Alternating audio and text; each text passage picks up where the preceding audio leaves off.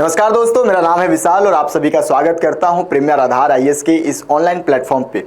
Basically आपको पता होगा कि 2024 के लिए मेंस का एग्ज़ाम हो चुका है और आज हम उसी पेपर को देखने वाले हैं कि आपका एग्जैक्टली आंसर कैसा होना चाहिए, क्या आप लिखोगे जिससे कि एग्जामिनर आपको मैक्सिमम मार्क्स देने के लिए उत्साहित हो जाए।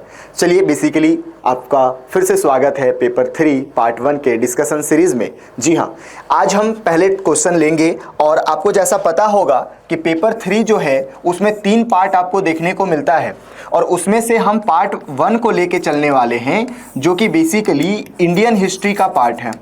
भारतीय इतिहास के बारे में अपन चेक करने वाले हैं। आपको पता होगा कि इंडियन हिस्ट्री को हम 4 हिस्सों में बांट के पढ़ते हैं और ये बेसिकली 4 हिस्सा है आपका प्राचीन भारत, है ना, दूसरा है आपका मध्यकालीन भारत मेडिवल इंडिया और तीसरा है आपका आधुनिक भारत, ठीक है, और चौथा है आपका कला और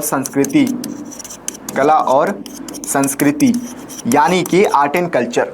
बेसिकली पहला जो क्वेश्चन है वो यहीं से पूछता है आपका पहला ही टॉपिक से, जिसको हम प्रागैतिहासिक काल के नाम से जानते हैं। बात समझ में आ रही है?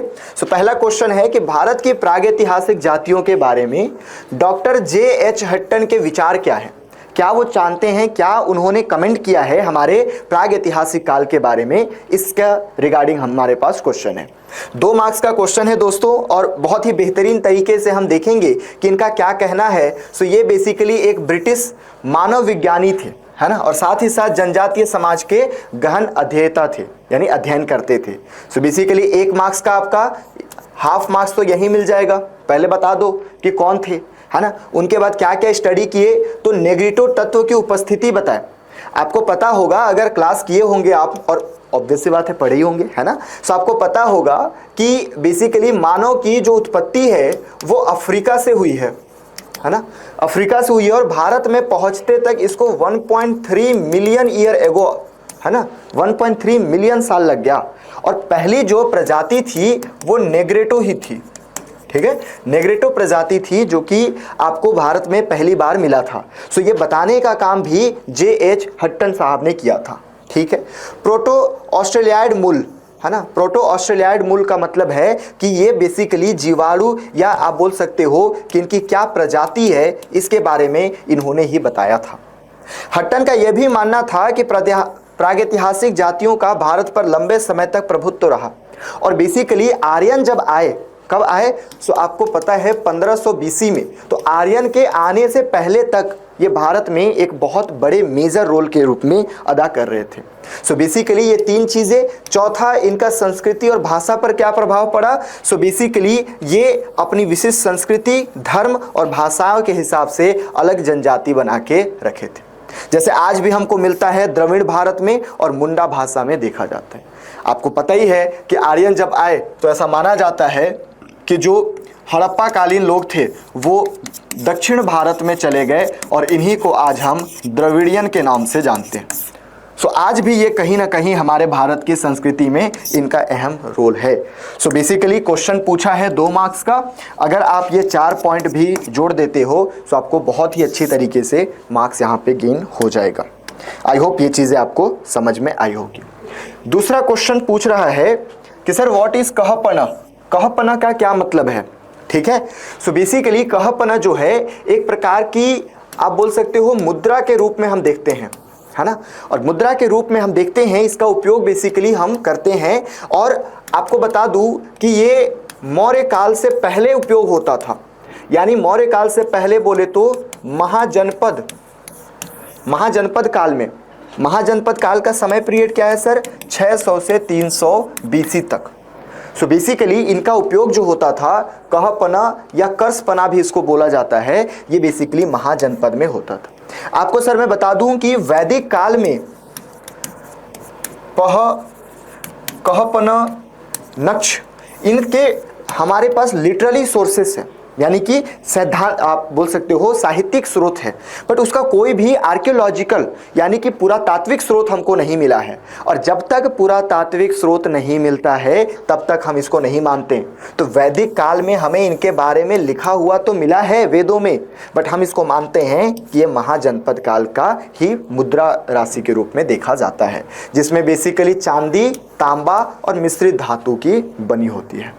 आई होप यहाँ तक आपको क्लियर होगा। सो ये आप इंट्रोडक्शन दे दिए है ना, हाफ मार्क्स के लिए, ठीक है।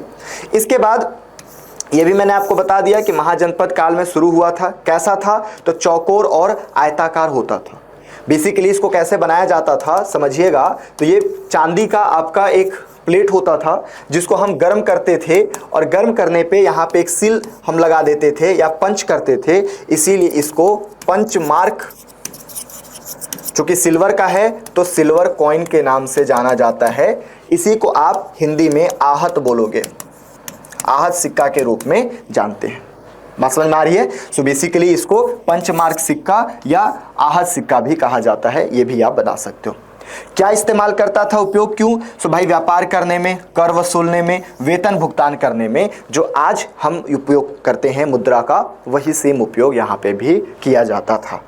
बौद्ध ग्रंथों में भी कहा है कि कहपना में 16 मासक होते थे। जैसे आज देखोगे तो 1 रुपए में 100 पैसा होता है, सेम उसी तरीके से एक कहपना में 16 मासक देखने को मिला है।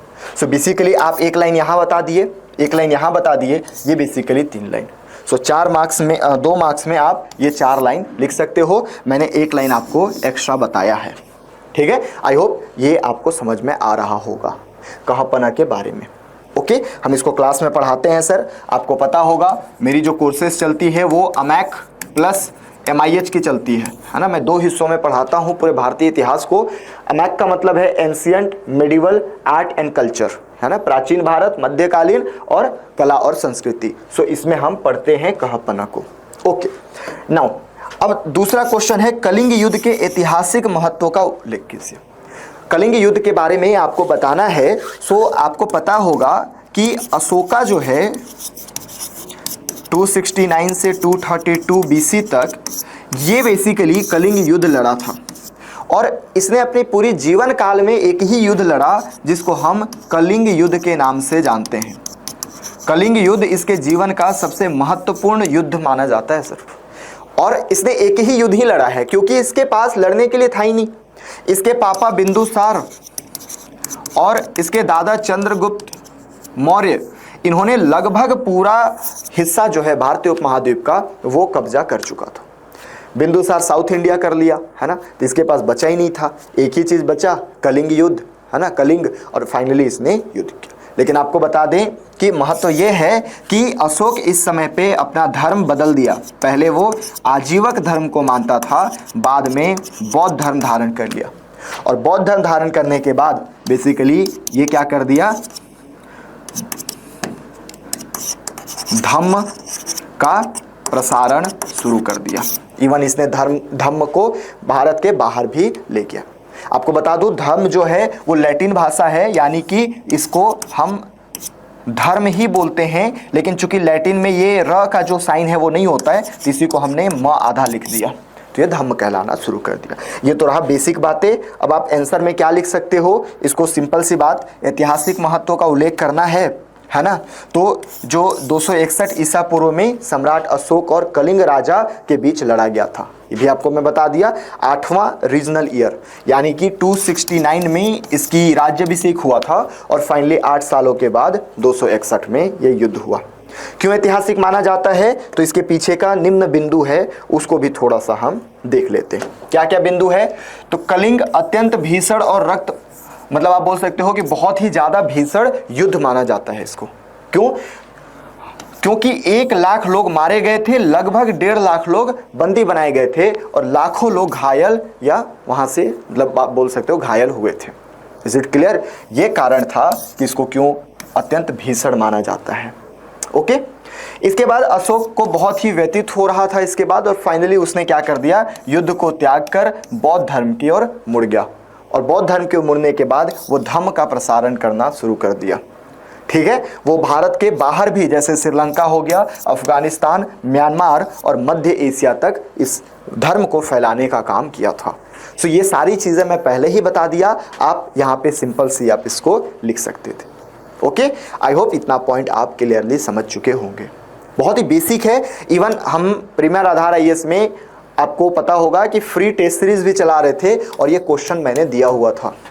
ठीक है, ये क्वेश्चन डायरेक्टली टेस्ट सीरीज से निकला हुआ है। ओके, ऐसा नहीं है कि टेस्ट सीरीज को देख के निकाला, यानी कि टीचर को पता रहता है कि कौन सा क्वेश्चन पूछ सकता है, कौन सा इंपॉर्टेंट होता है। ओके, नाउ अब हमारे पास नेक्स्ट क्वेश्चन है गांधार शैली के बारे में। गांधार कला शैली की प्रमुख विशेषताओं की व्याख्या करिए।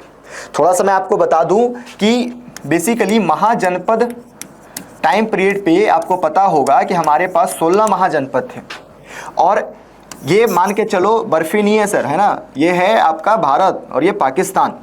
यहाँ पे आप देखोगे तो तक्षशिला था, ठीक है, और यहाँ पे देखोगे तो पाटलिपुत्र था। ओके, सो बेसिकली पाटलिपुत्र में, या फिर आप बोल सकते हो मगध जो है, इन सारे बाकी जितने भी इनके महाजनपद थे उनको सबको एक ही में मिला लिया था। लेकिन अगर आप बात करो तक्षशिला की, तो ये बेसिकली आपस में ही लड़ने लगे थे, ठीक है, और इसका फायदा उठा के ईरान से आक्रमण हो गया, है ना। पारस, इसको फारस भी बोला जाता है, इसको पर्सिया भी बोला जाता है, इनका आक्रमण हुआ और बेसिकली हम लगभग ये आक्रमण आपका 3rd सेंचुरी से 4th सेंचुरी तक चला, और 4th सेंचुरी में बेसिकली ये तब से भारत के कांटेक्ट में थे, और यहीं पे तक्षशिला गांधार में है। और बेसिकली जब पर्सियन हमसे मिले, और उसके बाद आपको पता होगा 326 BC में अलेक्जेंडर यानी कि सिकंदर का युद्ध हुआ।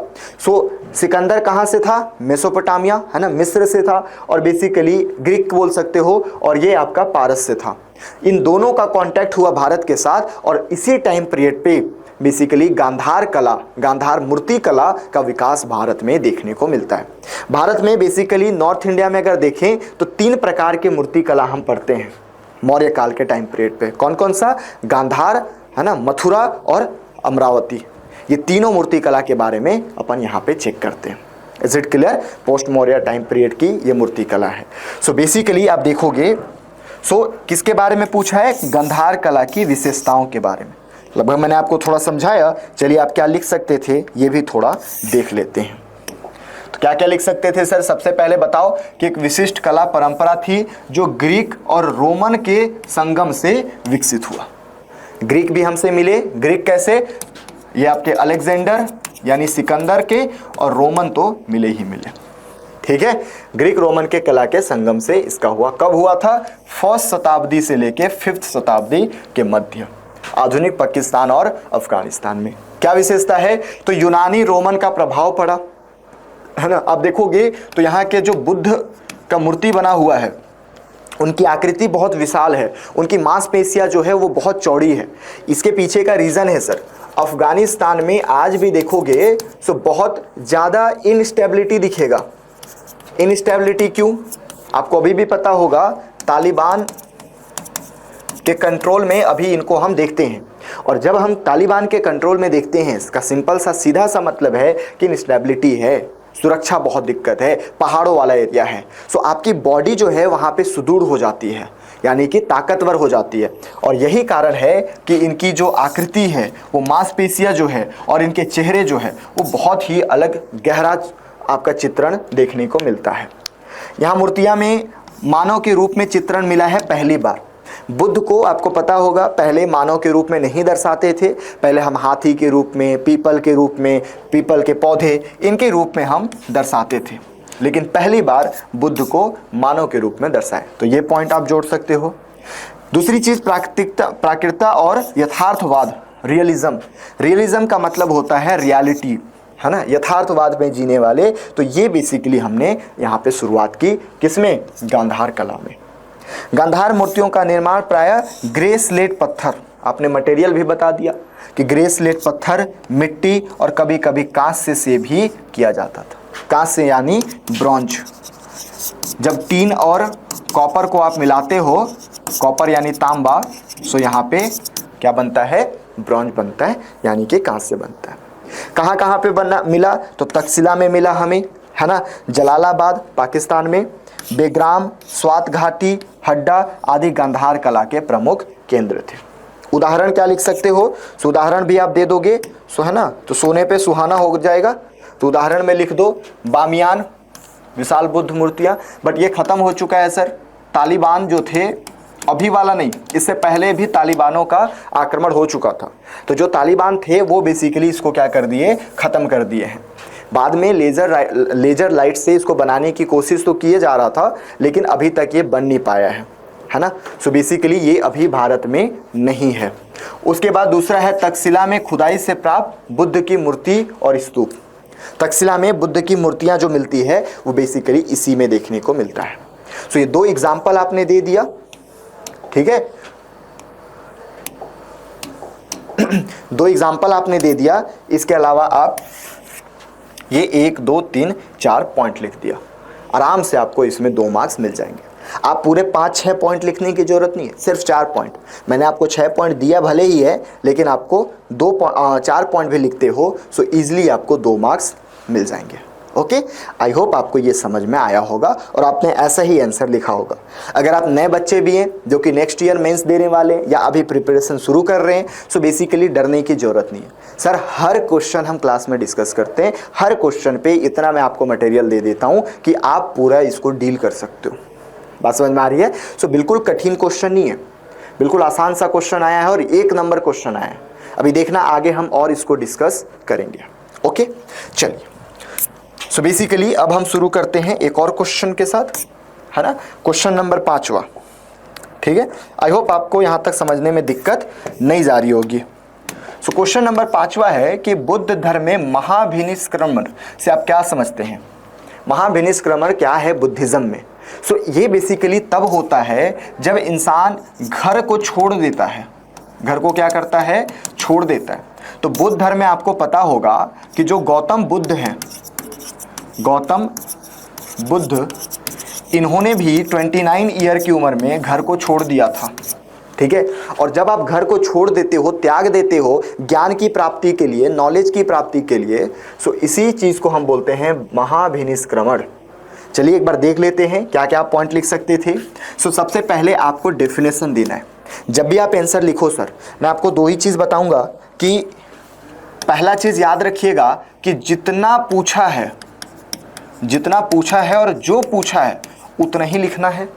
दूसरी चीज, ऐसा नहीं कि मेरे को तो सर बहुत कुछ आता है मैं लिख दूं, क्या नहीं, है ना। मेरे को बहुत कुछ आता है मैं लिख दूं, नहीं करना है सर। आपको जो पूछा है, जितना पूछा है उतना ही लिखना है, ठीक है। ओके, दूसरा चीज है कि इसको 3 पार्ट में बांट के लिखना है। अभी चूंकि 2 मार्क्स का है तो ये नहीं दिखेगा, लेकिन आगे जब हम 10 मार्क्स का और 15 मार्क्स का देखेंगे तब मैं आपको बताऊंगा कि ये 3 पार्ट में कैसे बंटता है। सबसे पहले जो चीज़ पूछा है ना, इसमें के देखो सबसे इंपॉर्टेंट चीज़ निकालना सीखो। इंपॉर्टेंट क्या है? बुद्ध धर्म। हाँ, बुद्ध धर्म इंपॉर्टेंट है, लेकिन सबसे ज़्यादा इंपॉर्टेंट क्या है? महाभिनिष्क्रमण। सो आपको बुद्ध धर्म का तो डेफिनेशन ही दोगे, है ना, क्योंकि धर्म है, वेग टर्म है ना, लेकिन महाविनिष्क्रमण का आप डेफिनेशन दे सकते हो। सो पहली चीज आपको क्या करना है कि इसका डेफिनेशन देना है, यानी कि आप बताओ कि आप इससे क्या समझते हो। तो भैया ये गौतम बुद्ध सांसारिक जीवन और ऐश्वर्य और परिवार और राजपाट का त्याग करके जब धर्म की खोज में निकलते हैं, तो उसी को हम क्या बोलते हैं? महाविनिष्क्रमण। 1 लाइन सर, आधा मार्क्स आपको एग्जामिनर यही देगा कि भैया तुमको पता है व्हाट इज एग्जैक्टली से, है ना, ये क्या क्वेश्चन बोल रहा है ये आपको पता है, ये आपने बता दिया। चलिए, ऐतिहासिक विवरण पूछा है, क्या समझते हैं? तो ऐतिहासिक विवरण देखते हैं थोड़ा सा कि क्या हुआ। तो मैंने आपको बताया 29 वर्ष की उम्र में सिद्धार्थ ने काम किया, ठीक है। कहाँ से? कपिलवस्तु, आज का आपका नेपाल। तो आज के नेपाल से उन्होंने छोड़ा था। क्या क्या? घोड़े के साथ, और उनका एक साथी था जिसका नाम है चन्ना, ठीक है। तो चनक या चन्ना दोनों बोल सकते हो, उसके साथ और घोड़े को।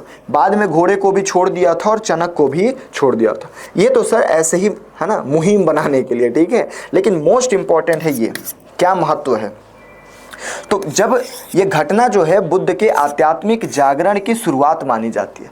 यानी कि अगर आप घर बार नहीं छोड़ते, अगर आप महाविनिष्क्रमण नहीं करते तो आपको ज्ञान की प्राप्ति नहीं होती, और अगर ज्ञान की प्राप्ति नहीं होती तो आप इतने बड़े धर्म नहीं बना सकते थे। बात समझ में आ रही है इतना? आई होप यहां तक आप साथ में होंगे। ठीक है, अब देखते हैं और क्या क्या चीजें लिख सकते हो इसमें। सो बेसिकली बौद्ध अनुयायियों के लिए यह वैराग्य और साधना की प्रेरणा है। यानी कि आपका धर्म गुरु ही अगर घर बार छोड़ दे रहा है, सो आप अगर इसके अनुयायी हो तो आपको भी क्या करना पड़ेगा सर? घर बार छोड़ना ही पड़ेगा। बिना घर छोड़े काम नहीं होने वाला है, तो ये आपको बताना है। बेसिकली 4 महान घटनाओं में से एक माना जाता है, आपको पता होगा, महाविनिष्क्रमण यानी घर छोड़ना, ज्ञान की प्राप्ति, धर्म चक्र परिवर्तन। जब आपको ज्ञान की प्राप्ति पूरी तरीके से हो जाती है उसको बोलते हैं धर्म चक्र परिवर्तन, और महापरिनिर्वाण यानी कि ये डेथ। सो बुद्धा की जो डेथ होती है, हुई थी, बुद्धा के डेथ को महापरिनिर्वाण बोलते हैं। निर्वाण का मतलब होता है, बेसिकली निर्वाण का मतलब होता है मृत्यु से परे हो जाना, तो परिनिर्वाण, निर्वाण मृत्यु है, मोक्ष प्राप्त कर लेना। हम हिंदू धर्म में भी मोक्ष वर्ड यूज करते हैं। सो बेसिकली जब तक आपकी मृत्यु नहीं होती, जब तक आपकी मृत्यु के बाद वो क्रियाक्रम नहीं होता, तब तक आप मोक्ष प्राप्त नहीं कर सकते। सो अगर आम इंसान या बुद्ध के अनुयायी अगर मृत्यु की प्राप्ति करते हैं तो उसको बोलते हैं परिनिर्वाण। और चूंकि आप सबसे सुप्रीम हो, है ना, आप सबसे फर्स्ट इंसान हो, या फिर आप बोल सकते हो कि बौद्ध धर्म के संस्थापक हो, इसलिए आपकी मृत्यु को महापरिनिर्वाण बोला जाएगा। ठीक है, तो ये 4 में से एक हमारा इंपॉर्टेंट पॉइंट देखने को मिलता है। अगर इतना भी पॉइंट आप लिख लेते हो, इजिली आपको 2 मार्क्स मिल जाएगा। Is it clear? Okay, question number 6वां देखते हैं। 6वां बोल रहा है सर कि मध्यकालीन भारत का खुदकस्त क्या था। खुदकस्त क्या है इसको समझिएगा। बेसिकली ये बहुत कम लोग इसको पढ़ाते हैं, है ना। आप अगर पहले भी कहीं देखे होंगे तो बहुत मिनिमम ये आपको देखने को मिलेगा। सर मैंने आपको मेडिवल में भी पढ़ाया है और मॉडर्न में भी पढ़ाया है कि ये है क्या एक्चुअली। सो देखोगे, सो बेसिकली ये एक कर व्यवस्था है, या आप बोलोगे तो ये एक मनसबदारी व्यवस्था के अंतर्गत आता है। What is मनसबदारी? 3 पार्ट में इसको तोड़ के पढ़ते हैं। सर सबसे पहले मनसब, व्हाट इज मनसब? मनसब का मतलब है पद, पोस्ट। आईएएस ऑफिसर, है ना, आईएएस कलेक्टर। ठीक है, कलेक्टर पद है, बैठता कौन है? आईएएस। मनसब क्या है? पोस्ट। बैठेगा कौन? मनसबदार। बस समझ में आ रही है? Mansab is post, mansabdar is holder of that post, यानी कि जो उसका पद धारक होगा। ये व्यवस्था मनसबदारी, है ना। मनसबदारी व्यवस्था में बेसिकली जो कर वसूला जाता है वो वसूला जाता है किसानों से। ठीक है, अब ये किसान कितने प्रकार के होते हैं? तो सर हमने आपको बताया था कि 2 प्रकार के किसान होते हैं। एक को बोलते हैं खुदकस्त और दूसरे को बोलते हैं पाहिकस्त। खुदकस्त और पाहिकस्त क्या होता है समझिएगा। आप लोग देखते होंगे, अगर गांव से होगे सर, कि आपके घर में मान लो कि आपके घर 4-5 एकड़ जमीन है और अभी बरसात की मौसम है, आप मान के चलिए मक्का की बुनाई हो रही है या धान की रोपाई होगी। सो बेसिकली आपके पापा मम्मी जाके खेत में काम नहीं करेंगे, लेकिन जाके खेत में काम करवाएंगे, है ना। कई गरीब होते हैं जिनके घर में खुद का खेत नहीं है, सो वो दूसरे के खेत में बेसिकली जाके काम करते हैं और वो रोपाई करते हैं, बुआई करते हैं, और बेसिकली शाम को उनको वेतन मिलता है 400 रुपये या 300 रुपये, और वो अपने घर चले जाते हैं। सो जो आप हो, आपकी फैमिली जिसके पास ज़मीन है, आप क्या करवा रहे हो? खेती करवा रहे हो। आपका खुद का क्या है? खुद का ज़मीन है, बट आपके ज़मीन में लेबर आके काम कर रहे हैं, ये भी तो किसान ही कहलाए ना। सो भैया इनके पास खुद का ज़मीन है क्या? खुद का ज़मीन नहीं। तो जब खुद का ज़मीन नहीं होता है इसको बोलते हैं पाहिकस्त। और जिसका खुद का जमीन है जैसे आपका, तो आप कहलाओगे खुदकस्त, खुद का जमीन, खुदकस्त। Is it clear? Okay now so ये बेसिकली वही है खुदकस्त क्या है। सो देखिएगा मध्यकालीन भारत का खुदकस्त जो है एक महत्वपूर्ण कृषि संबंधी शब्द था, ठीक है, जिसका संबंध भू स्वामित्व और कृषि उत्पादन व्यवस्था से था। यानी कि आप सबसे पहले भूमि का राजस्व दोगे। क्या दोगे? भूमि का राजस्व दोगे। किसको दोगे भैया? तो राजा को दोगे। और कृषि उत्पादन की व्यवस्था। खुदकस्त का अर्थ क्या है? उस भूमि को कहते हैं जिसे जमींदार या भूस्वामी स्वयं जोतते थे, है ना, स्वयं खुद, ठीक है। यानी उस भूमि पर ना तो किराएदार होते थे ना ही बंधुआ किसान, बल्कि खुद जमींदार ही उसका प्रत्यक्ष खेती करता था। खुदकस्त का मतलब कि आपका खुद का जमीन है, आप खुद उस पे काम कर रहे हो। Is it clear? तो ये आपका 1 मार्क्स का डेफिनेशन। खुदकस्त क्या था, डेफिनेशन दे दिया आपने, हो गया कमाल, 1 मार्क्स, ठीक है। अब थोड़ा सा इसकी विशेषता बता दीजिए कि स्वामित्व है आपके पास। क्या आपके पापा को आपके ज़मीन से कोई निकाल सकता है? नहीं। तो जब नहीं निकाल सकता यानी कि भैया स्वामित्व है और आप उसकी जुताई भी करवा रहे हो या कर रहे हो, ठीक है। सो ये बेसिकली आपका विशेषता हो गया। और एक आध विशेषता देख लेते हैं। किराएदारी नहीं होती। ऐसा नहीं है कि किसी को रेंट देना है कि मालिक हम आपके खेत में काम कर देते हैं, हमसे पैसा ले लो या पैसा दे देना हमको, ऐसा कुछ नहीं है, ठीक है। यानी कि कोई मालगुजारी या लगान किसान नहीं होता। लगान आपको खुद को देना है, कहीं से आपको एक्स्ट्रा नहीं मिल। सो बेसिकली जो मैंने आपको बताया वो चीज़ें आप लिख सकते हो। अधिकार, जमींदारों को खुदकस्त भूमि पर अधिक सुरक्षा, अधिकार और कभी कभी न्यून दर भी मिलती थी। यानी कि सिंपल है कि इनको अधिकार था, अधिक सुरक्षा थी और कभी कभी कम टैक्स भी देना पड़ता था। Is it clear? Any doubt? No. Okay, so ये है आपका क्वेश्चन नंबर 6 जिसमें आपको मध्यकालीन भारत का खुदकस्त क्या है इसको बताना था। नाउ क्वेश्चन नंबर 7, सहायक संधि के प्रावधानों को लिखिए। सहायक संधि क्या होता है? सो इसको हम इंग्लिश में बोलते हैं सब्सिडियरी अलायंस, इसको सबऑर्डिनेट अलायंस भी बोला जाता है। बेसिकली ये आधुनिक भारत का एक कॉन्सेप्ट है। क्या है सर? आधुनिक भारत का कॉन्सेप्ट है। बेसिकली आप देखोगे सो जितने भी हमारे पास राज्य हैं, एक बार मैं आपको बता देता हूँ। यहाँ पे ये हमारा इंडिया मान के चलो। इंडिया में बेसिकली ये आपका दिल्ली है ना। यहाँ पे आपको बंगाल मिल जाएगा, ये आपको अवध मिल जाएगा, ये आपको हैदराबाद मिल जाएगा, यहाँ पे आपको कार्नेटिक है ना, कार्नेटिक या कर्नाटक भी बोलते हैं, ये आपका नदन सरकार बन जाएगा, ठीक है। ये आपका है मैसूर, ये आपका है त्रावणकोर,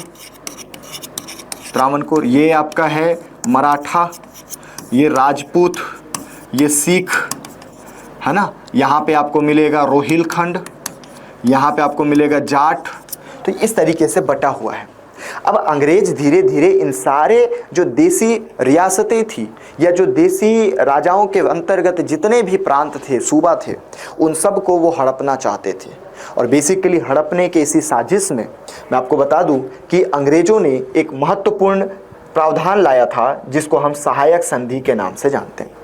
जैसे ही कोई राजा कमजोर हो जाता था उससे सहायक संधि का मांग की जाती थी या सहायक संधि का साइन करवाया जाता था।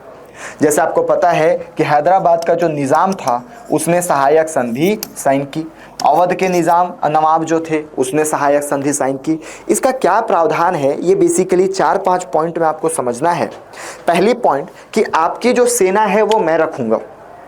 मैं ईस्ट इंडिया कंपनी हूँ सर, है ना, मैं अंग्रेज हूँ, दिख रहा हूँ अंग्रेजों की तरह नहीं, भारतीय हूँ। लेकिन अभी समझने के लिए मान लीजिए कि मैं अंग्रेज हूँ और मेरा काम है कि बेसिकली आपके लिए पहला चीज़ कि आपके लिए सेना मैं रखूँगा। क्लियर है? दूसरी चीज़, सेना के बदले आप मुझे लैंड दोगे, ज़मीन दोगे और इसी ज़मीन से जो कर मिलेगा उससे मैं इनका देख रेख करूँगा। तीसरी मोस्ट इम्पॉर्टेंट चीज़ कि आप किसी भी फॉरेन या विदेशी कंपनी को नहीं आने दोगे। अपने कोर्ट में। चौथी चीज कि आप अगर किसी देसी राजा से संधि करते हो, बात करते हो, तो मुझे बताओगे। पांचवी चीज, आपके कोर्ट में मेरा एक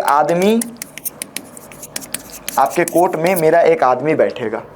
ये 5 प्रावधान है जो कि आपको सहायक संधि में प्रावधान देखने को मिलता है। सो चलिए थोड़ा सा इसको देख लेते हैं कैसे आप लिख सकते थे। सो एक महत्वपूर्ण कूटनीतिक और साम्राज्यवादी नीति है, इसको लॉर्ड वेलेस्ली ने चालू किया था। लॉर्ड वेलेस्ली कौन थे? तो गवर्नर जनरल थे। कब का? 1798 से 1805। लॉर्ड वेलेस्ली इसी टाइम पीरियड पे आया था। इस टाइम पीरियड पे सिचुएशन ये हो गई थी कि सर बेसिकली इनको बुलाया गया था टीपू सुल्तान के लिए, है ना। क्लास होता तो मैं पूरा कहानी सुनाता आपको। एक्चुअल में टीपू सुल्तान मैसूर का सुल्तान हुआ करता था, राजा हुआ करता था, और इसने नाक में दम कर दिया था। इसके पापा थे हैदर अली। हैदर अली और टीपू सुल्तान के साथ 4 युद्ध हुई अंग्रेजों की, जिसको हम एंग्लो मैसूर युद्ध के नाम से जानते हैं। और फाइनली जो चौथा युद्ध हुआ वो 1799 में हुआ, जहाँ पे टीपू सुल्तान की मृत्यु हो गई, है ना, मार दिया गया इनको, क्योंकि सब लोग मिल के एक साथ आए थे।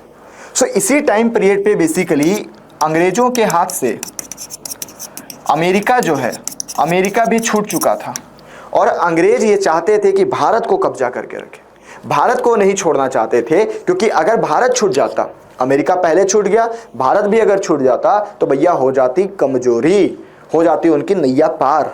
इसलिए वो चाहते थे कि भारत हमारे हाथों से नहीं जाना चाहिए। एक रीजन ये भी था कि नेपोलियन विश्व विजेता के लिए भारत की तरफ बढ़ रहा था, और इनको डर था कि अगर वो भारत की तरफ आया तो भारत में आके सबसे पहला काम करेगा कि वो टीपू सुल्तान से मिलेगा, और क्योंकि वो फ्रांसीसी है, हमारा दुश्मन है, भारत में आके और फिर अंग्रेजों को बैंड बजा देगा। यही रीजन था कि फाइनली ये नया समझौता लाएंगे। लेकिन दिक्कत ये थी सर कि अंग्रेज भी इस टाइम पीरियड पे कोई लड़ाई नहीं चाहते थे। सो इसी टाइम पीरियड पे फिर किसको भेजा गया? लॉर्ड वेलेस्ली को, कि वेलेस्ली साहब देखिए थोड़ा, है ना, जुगाड़ करिए कुछ।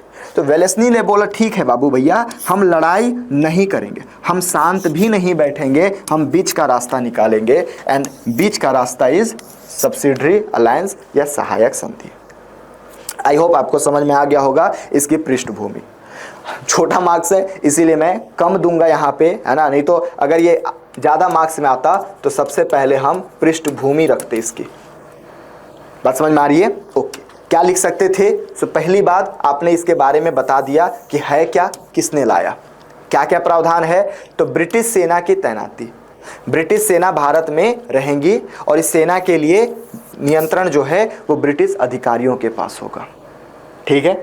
दूसरी चीज, खर्च कैसे होगा? सो भैया खर्च के लिए उनको भारत के शासक पैसे देंगे या फिर जमीन देंगे, खर्च पूरा भारत के शासक आएगा। विदेशी संबंधों पर रोक लगा दिया गया कि भारत जो है वो अंग्रेजों के अलावा किसी दूसरे देश के साथ कोई संबंध नहीं बना सकता। इसके अलावा विदेशी प्रतिनिधियों का निषेध, भारत में उनके कोर्ट में अंग्रेजों के अलावा और कोई नहीं बैठ सकता। तो ये भी चीज़ें उनको बता दी गई। बात समझ में आ रही है? आई होप यहाँ तक आपको क्लियर होगा। आगे अगर देखोगे तो नवाब या राजा की सुरक्षा करने का जो काम है वो किसका है? नवाब और राजा की सुरक्षा करने का काम अंग्रेजों का है। ठीक है। उसके बाद ब्रिटिश रेजिमेंट की नियुक्ति होगी, है ना, आपके कोर्ट में एक ब्रिटिश रेजिमेंट वहीं पे रुकेगा, यानी कि आपकी जो भी नीतियां हैं, जो भी निर्णय हैं, उनको प्रभावित करेगा। सर आप अगर सहायक संधि साइन कर लेते हो तो मान के चलो कि आपने अपनी पूरी पावर जो है वो अंग्रेजों के हाथ में दे दिया। तो ये प्रावधान थे, 6 प्रावधान दिया है मैंने, 6 लिख देना, एक एक लाइन में लिख देना, बेसिकली 2 नंबर आपके हाथों में। ठीक है। अब आते हैं क्वेश्चन नंबर 8वें पे। क्वेश्चन नंबर 8 क्या बोल रहा है ये समझिएगा थोड़ा सा। ये बेसिकली बोल रहा है इलाहाबाद की दूसरी संधि। आपको पता होगा 1764 में बक्सर का युद्ध हुआ, है ना। बक्सर सर बेसिकली बिहार में है, एक छोटा सा जगह है। बक्सर का युद्ध होने के बाद कौन कौन युद्ध किया सर? तो शाह आलम 2, है ना। टाइम पीरियड क्या है? सो ये शाह आलम 2 की शुरुआत पहले हम कर लेते हैं। 1760 से 1806 तक इनका टाइम पीरियड है। इसके अलावा ठीक है अवध के नवाब प्लस इसके अलावा मीर कासिम। अवध के नवाब का नाम क्या था सर? शुजाउद्दौला। ठीक है, इधर Mir Qasim versus British East India Company. So basically 1764 में बक्सर का युद्ध हुआ। इसके बीच किसके बीच? शाह आलम द्वितीय मुगल बादशाह।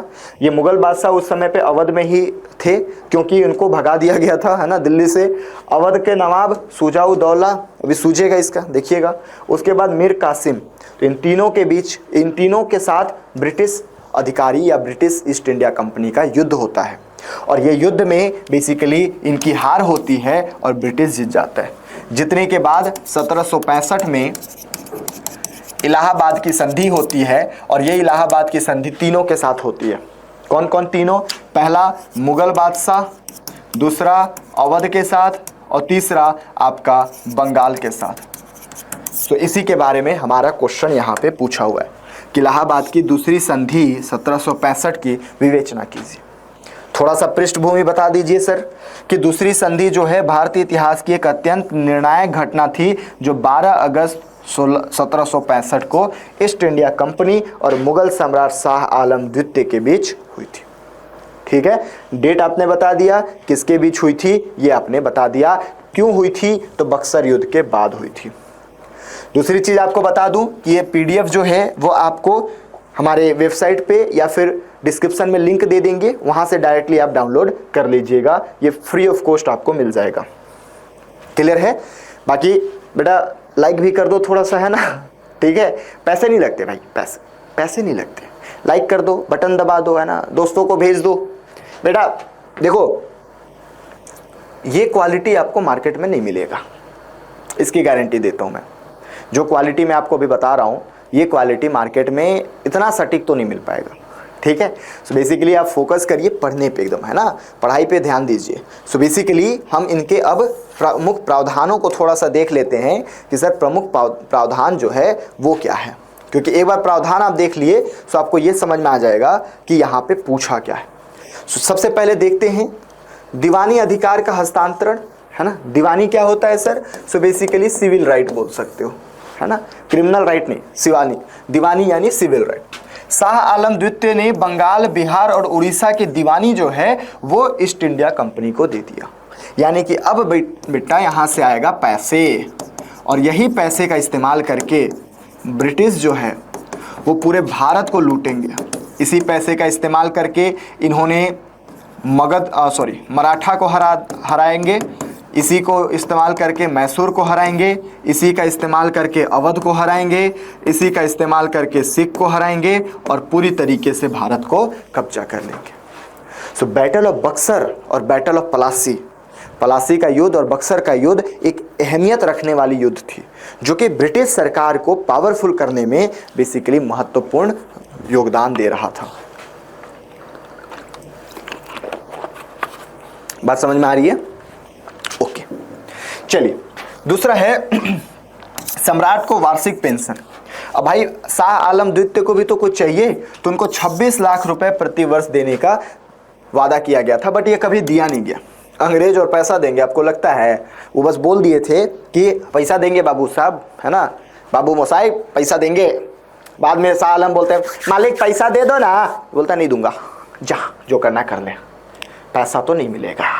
ठीक है, तेरा भाई पैसा नहीं देगा। क्यों नहीं देगा? अरे तू मेरे को पैसा दे, मैं क्यों दूंगा। दिक्कत हो गई शाह आलम को। शाह आलम की सुरक्षा के लिए क्या क्या किए? राजनीतिक और भौगोलिक सुरक्षा प्रदान करने का भी वचन दिया कि चाचा आपको हम कुछ नहीं होने देंगे, आप जाइए दिल्ली आराम से बैठिए, हम आपको दिल्ली बैठाएंगे। एक्चुअल में इमाद उल मुल्क grand son of Nizam ul मुल्क, कौन था निजाम उल मुल्क? सर इसी ने हैदराबाद बनाया था। 1724 में इसको नवाब या निजाम बनाया गया था।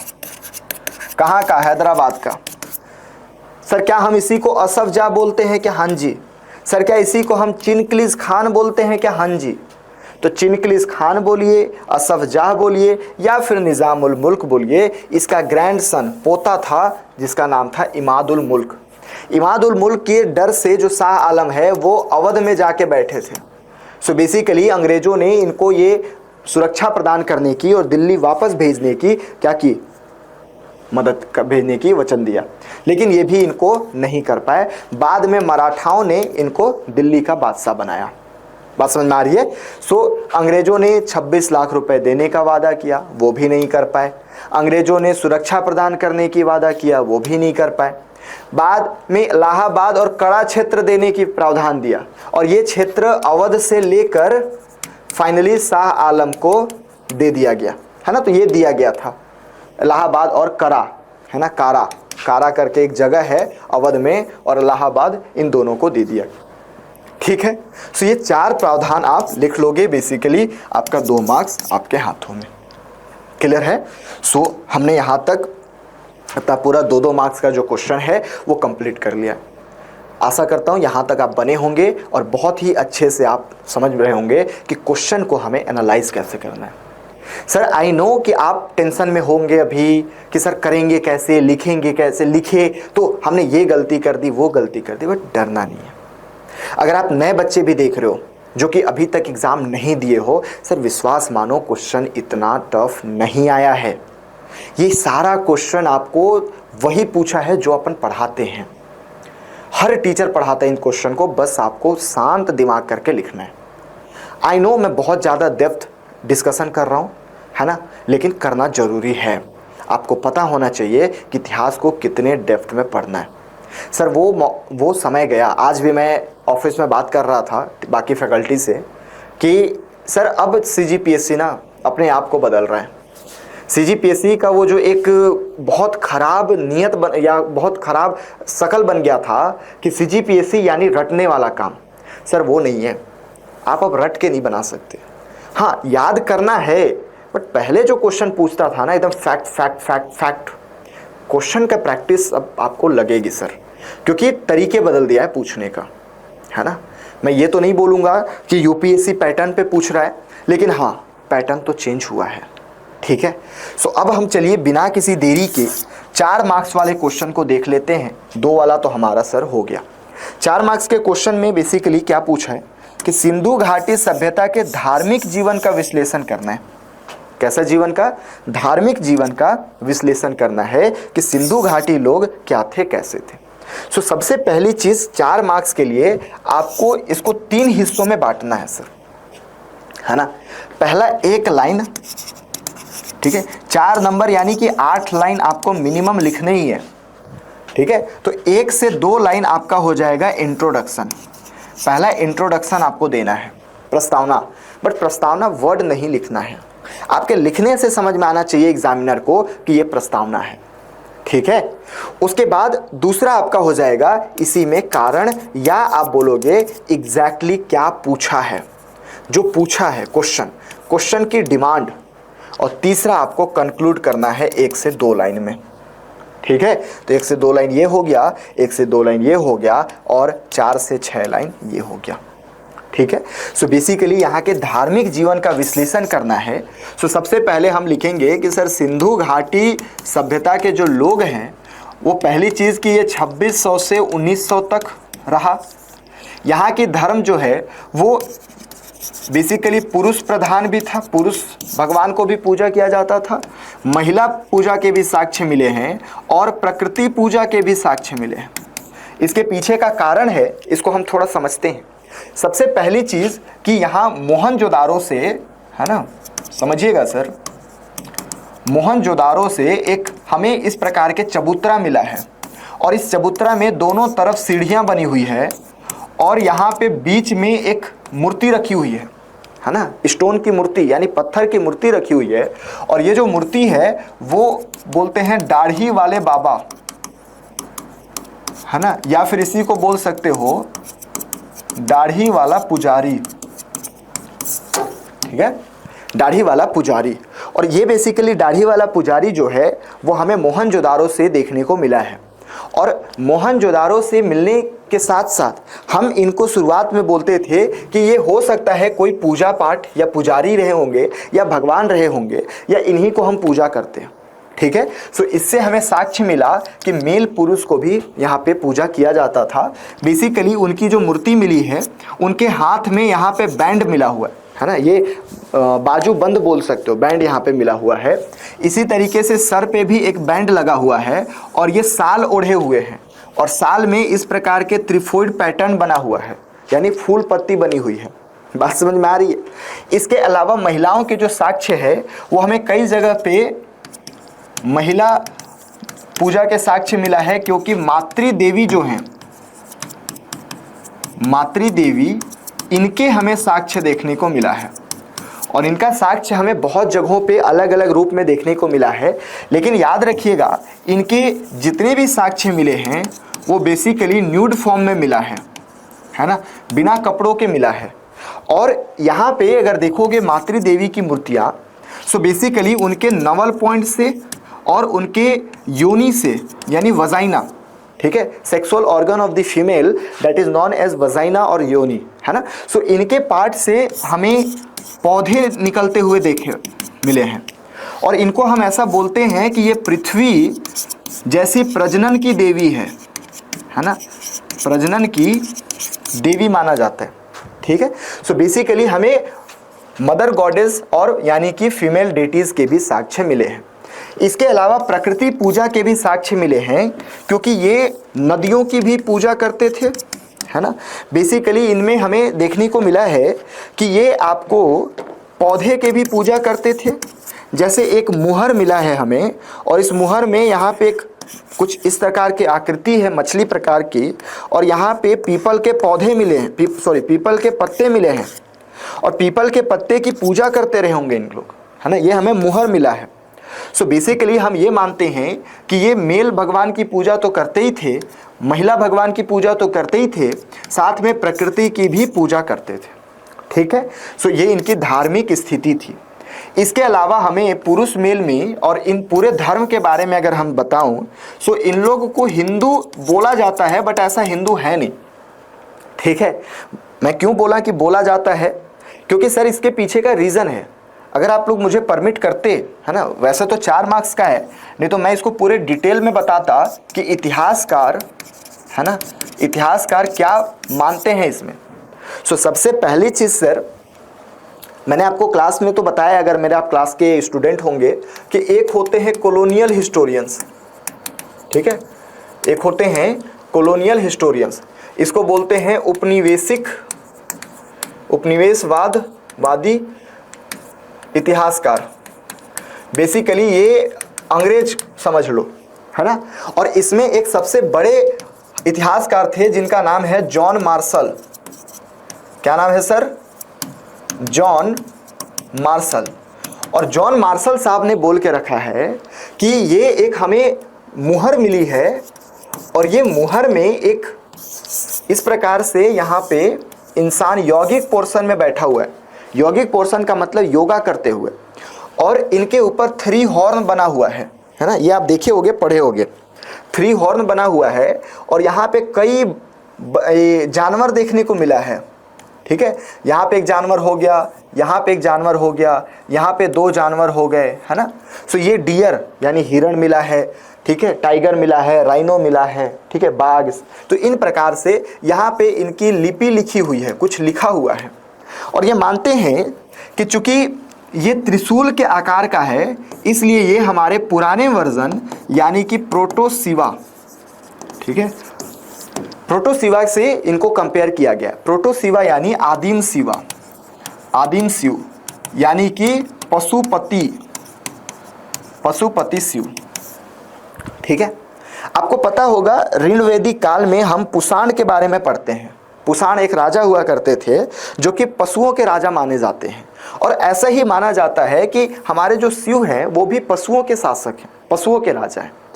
तो इन्होंने बोला कि भैया हम हिंदू हैं, और इसके अलावा इन्होंने और साक्ष्य दिया कि हमें यहाँ पे phallus worship phallus is a sexual organ of male, है ना। तो यानी कि आप हिंदी में बोलो तो लिंग पूजा करने के साक्ष्य मिले हैं, ठीक है। इसके अलावा मैंने अभी जस्ट आपको बताया कि हमें यहाँ योनि पूजा यानी वजाइना की पूजा करने के साक्ष्य मिले। इवन आज भी भारत में ये पूजा होता है। आप सबसे बड़ा एग्जाम्पल देखोगे लिंग पूजा की, सो वो है आपका, आप बोल सकते हो शिवलिंग की पूजा। इवन आज शिव जी को हम विनाशक मानते हैं पूरे संसार का, लेकिन पहले इनको हम फर्टिलिटी यानी प्रजनन के देवता मानते थे। यानी कि पुराने ज़माने में अगर आपको बच्चे नहीं हो रहे हैं, सो बेसिकली माना जाता था कि भगवान नाराज हैं, और बच्चे पैदा करने के क्या तरीके होते थे वो तो उनको पता थे, लेकिन डॉक्टरी मेडिकल इश्यूज नहीं पता थे। सो वो बेसिकली लिंग की पूजा भी करते थे और योनि की पूजा भी करते थे ताकि हमारा बच्चा हो। बात समझ में आ रही है? सो बेसिकली इन सब को लेके इन्होंने बोला, जॉन मार्शल साहब ने, कि ये हिंदू हैं। बट इसको चेंज करने के लिए हमारे पास आए मार्क्सिस्ट हिस्टोरियंस, इसको क्रिटिसाइज करने के लिए मार्क्सिस्ट हिस्टोरियंस आए, इतिहासकार आए।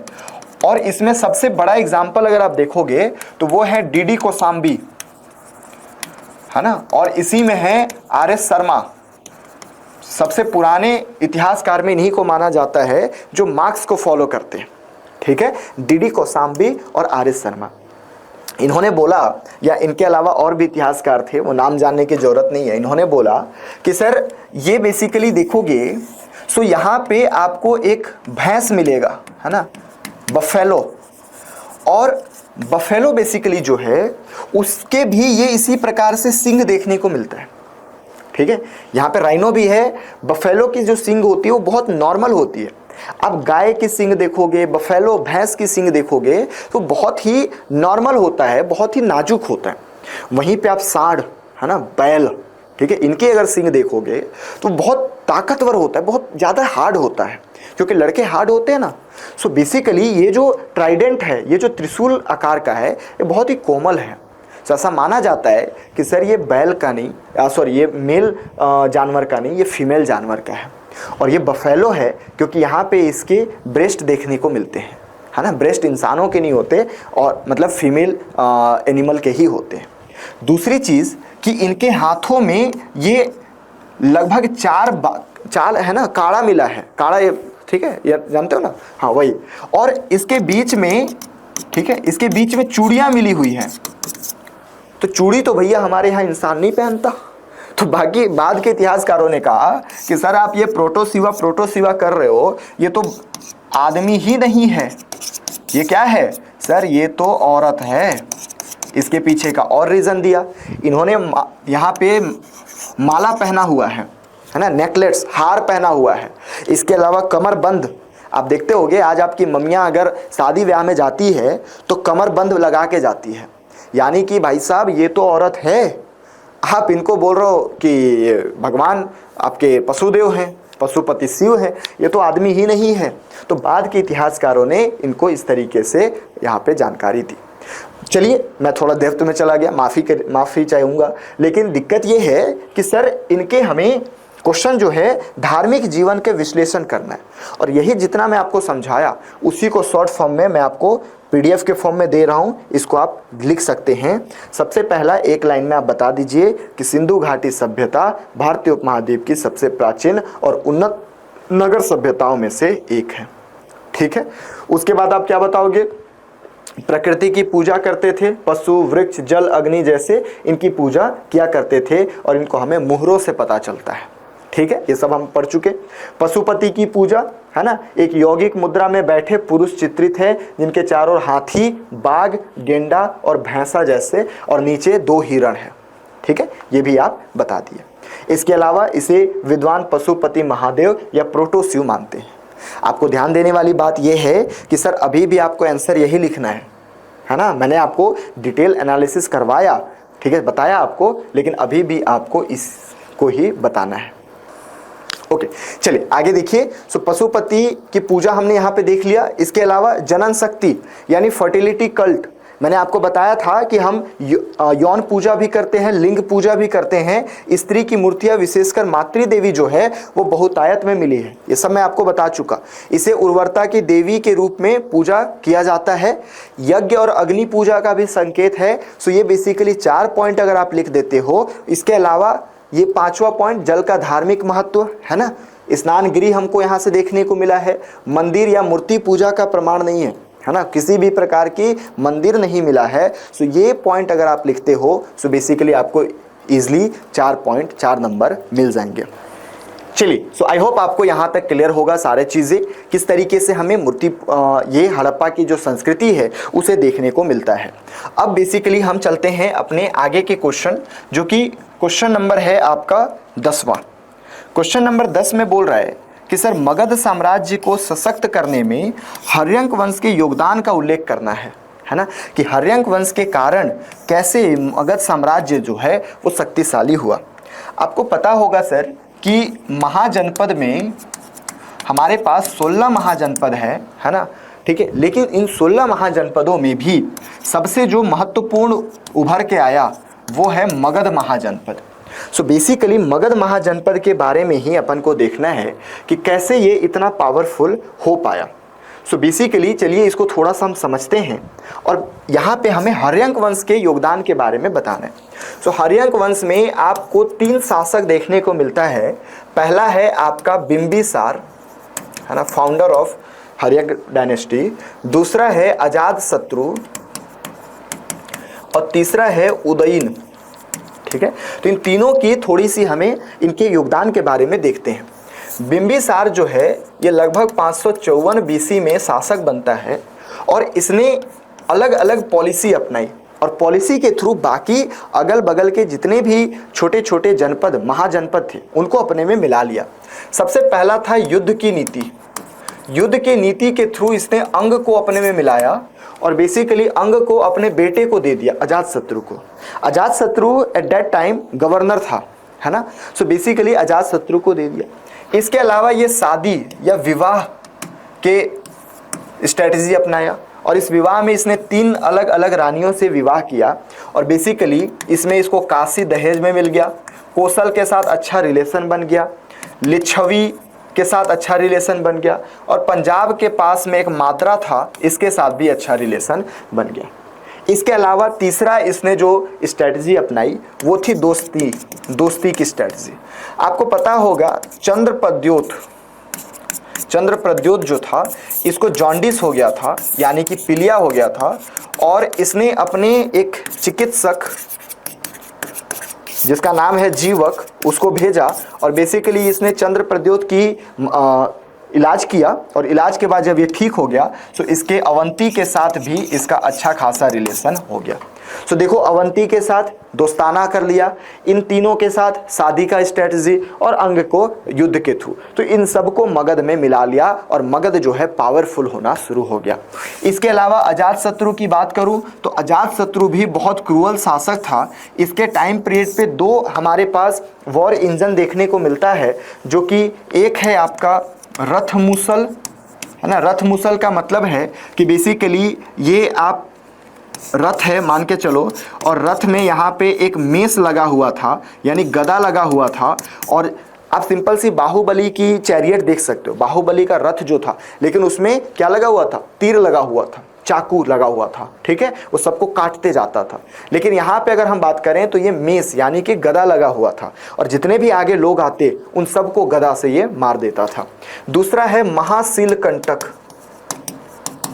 महाशीलकंटक जो है वो इस प्रकार से होता है कि यहाँ पे रस्सी में पत्थर लगाओ, इसको खींचो, और अचानक ये ऊपर भेज देता था, ठीक है। सो बेसिकली अजातशत्रु के टाइम पीरियड पे इन दोनों के कारण ये पूरी तरीके से वैशाली को क्या कर दिया था, खत्म कर दिया था। बात समझ में आ रही है। सो ये इनका योगदान है। इसके अलावा पाटलिपुत्र को, है ना, आज के पटना को इन लोग पूरी तरीके से किलेबंदी कर दिए थे, जिससे कि बाहरी जो दुश्मन है वो इनके जगह पे नहीं घुस सकता था। सो इन कारणों की वजह से हम देखते हैं कि इन कारणों की वजह से मगध जो है वो सशक्त हो गया हर्यंक वंश के कारण। इसको देख लीजिए आप क्या क्या लिखोगे। तो हर्यंक वंश जो है महाजनपद का पहला ऐतिहासिक रूप में शासन के रूप में उभरता हुआ देखने को मिलता है, जो कि 6वीं शताब्दी ईसा पूर्व में आता है। हर्यंक वंश द्वारा मगध को सशक्त बनाने में किए गए प्रमुख योगदान चलिए देख लेते हैं। सो पहला यहाँ पे अगर देखोगे तो राजनीतिक स्थायित्व और साम्राज्य विस्तार। साम्राज्य विस्तार करने में इसने कौशल को, है ना, चूंकि शादी किया तो कौशल हो गया, वैशाली, लिच्छवी, माद्रा और अंग, इन महाजनपदों को राजनीतिक संबंध स्थापित किया और कुछ को युद्ध के थ्रू, युद्ध के माध्यम से जीत लिया। दूसरा काम था इसका विवाह संबंध, है ना, तो ये कौशल देवी से भी विवाह किया, बाकी माद्रा के देवी से भी विवाह किया और लिच्छवी के महारानी से भी विवाह किया। ठीक है, लिच्छवी, माद्रा, इन सबसे विवाह के थ्रू भी इसको शांति मिली।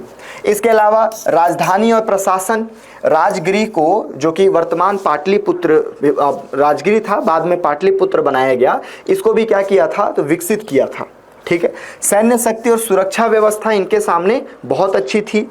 अजात शत्रु ने, ठीक है, चारों तरफ क्या कर दिया, किलेबंदी कर दिया था, ठीक है, पाटलिपुत्र की। इसके अलावा नवीन हथियार मैंने आपको 2 बताया, ठीक है, कौन कौन सा, महाशील कंठक और रथ मूसल। तो ये 4-5 पॉइंट आप अगर यहाँ पे लिख देते हो सो बेसिकली आपका 8 लाइन हो जाएगा, और 8 लाइन होने के बाद ये आपको नंबर अच्छी खासी मिल सकती है।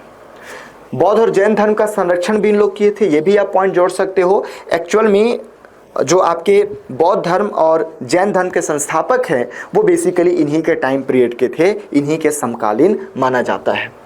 व्यापार और भू राजनीतिक स्थिति भी इनकी बहुत अच्छी मानी जाती थी, और इन कारणों की वजह से हम देखते हैं कि आपके मगध जो है, मगध साम्राज्य सशक्त हुआ हर्यंक वंश के योगदान। तो मैंने आपको जो यहाँ पे समझाया है पूरी तरीके से, उसी को मैंने आपको यहाँ पे लिखने के उद्देश्य से दे दिया है कि आपको ये आंसर लिखना था, अपने लैंग्वेज में लिखना है। ये टीचर का लैंग्वेज है ना, बुकीज लैंग्वेज है, लेकिन आपको अपने लैंग्वेज में समझाना है, जो कि मैंने आपको लगभग यहाँ पे पूरी तरीके से समझा दिया।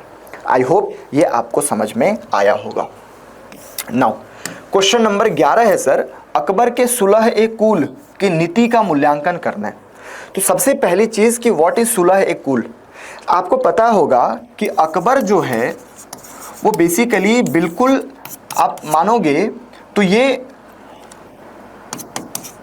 रिलीजियस टॉलरेंट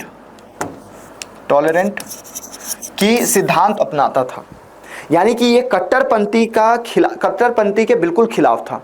ये बिल्कुल भी कट्टरपंथी को नहीं मानता था, और अगर आप कट्टरपंथी को नहीं मानते हो सो बेसिकली आप देखोगे कि इनके टाइम पीरियड पे इसके कोर्ट में कई हिंदू राजा भी बैठा करते थे। इवन ये राजपुताना से अच्छा खासा वैवाहिक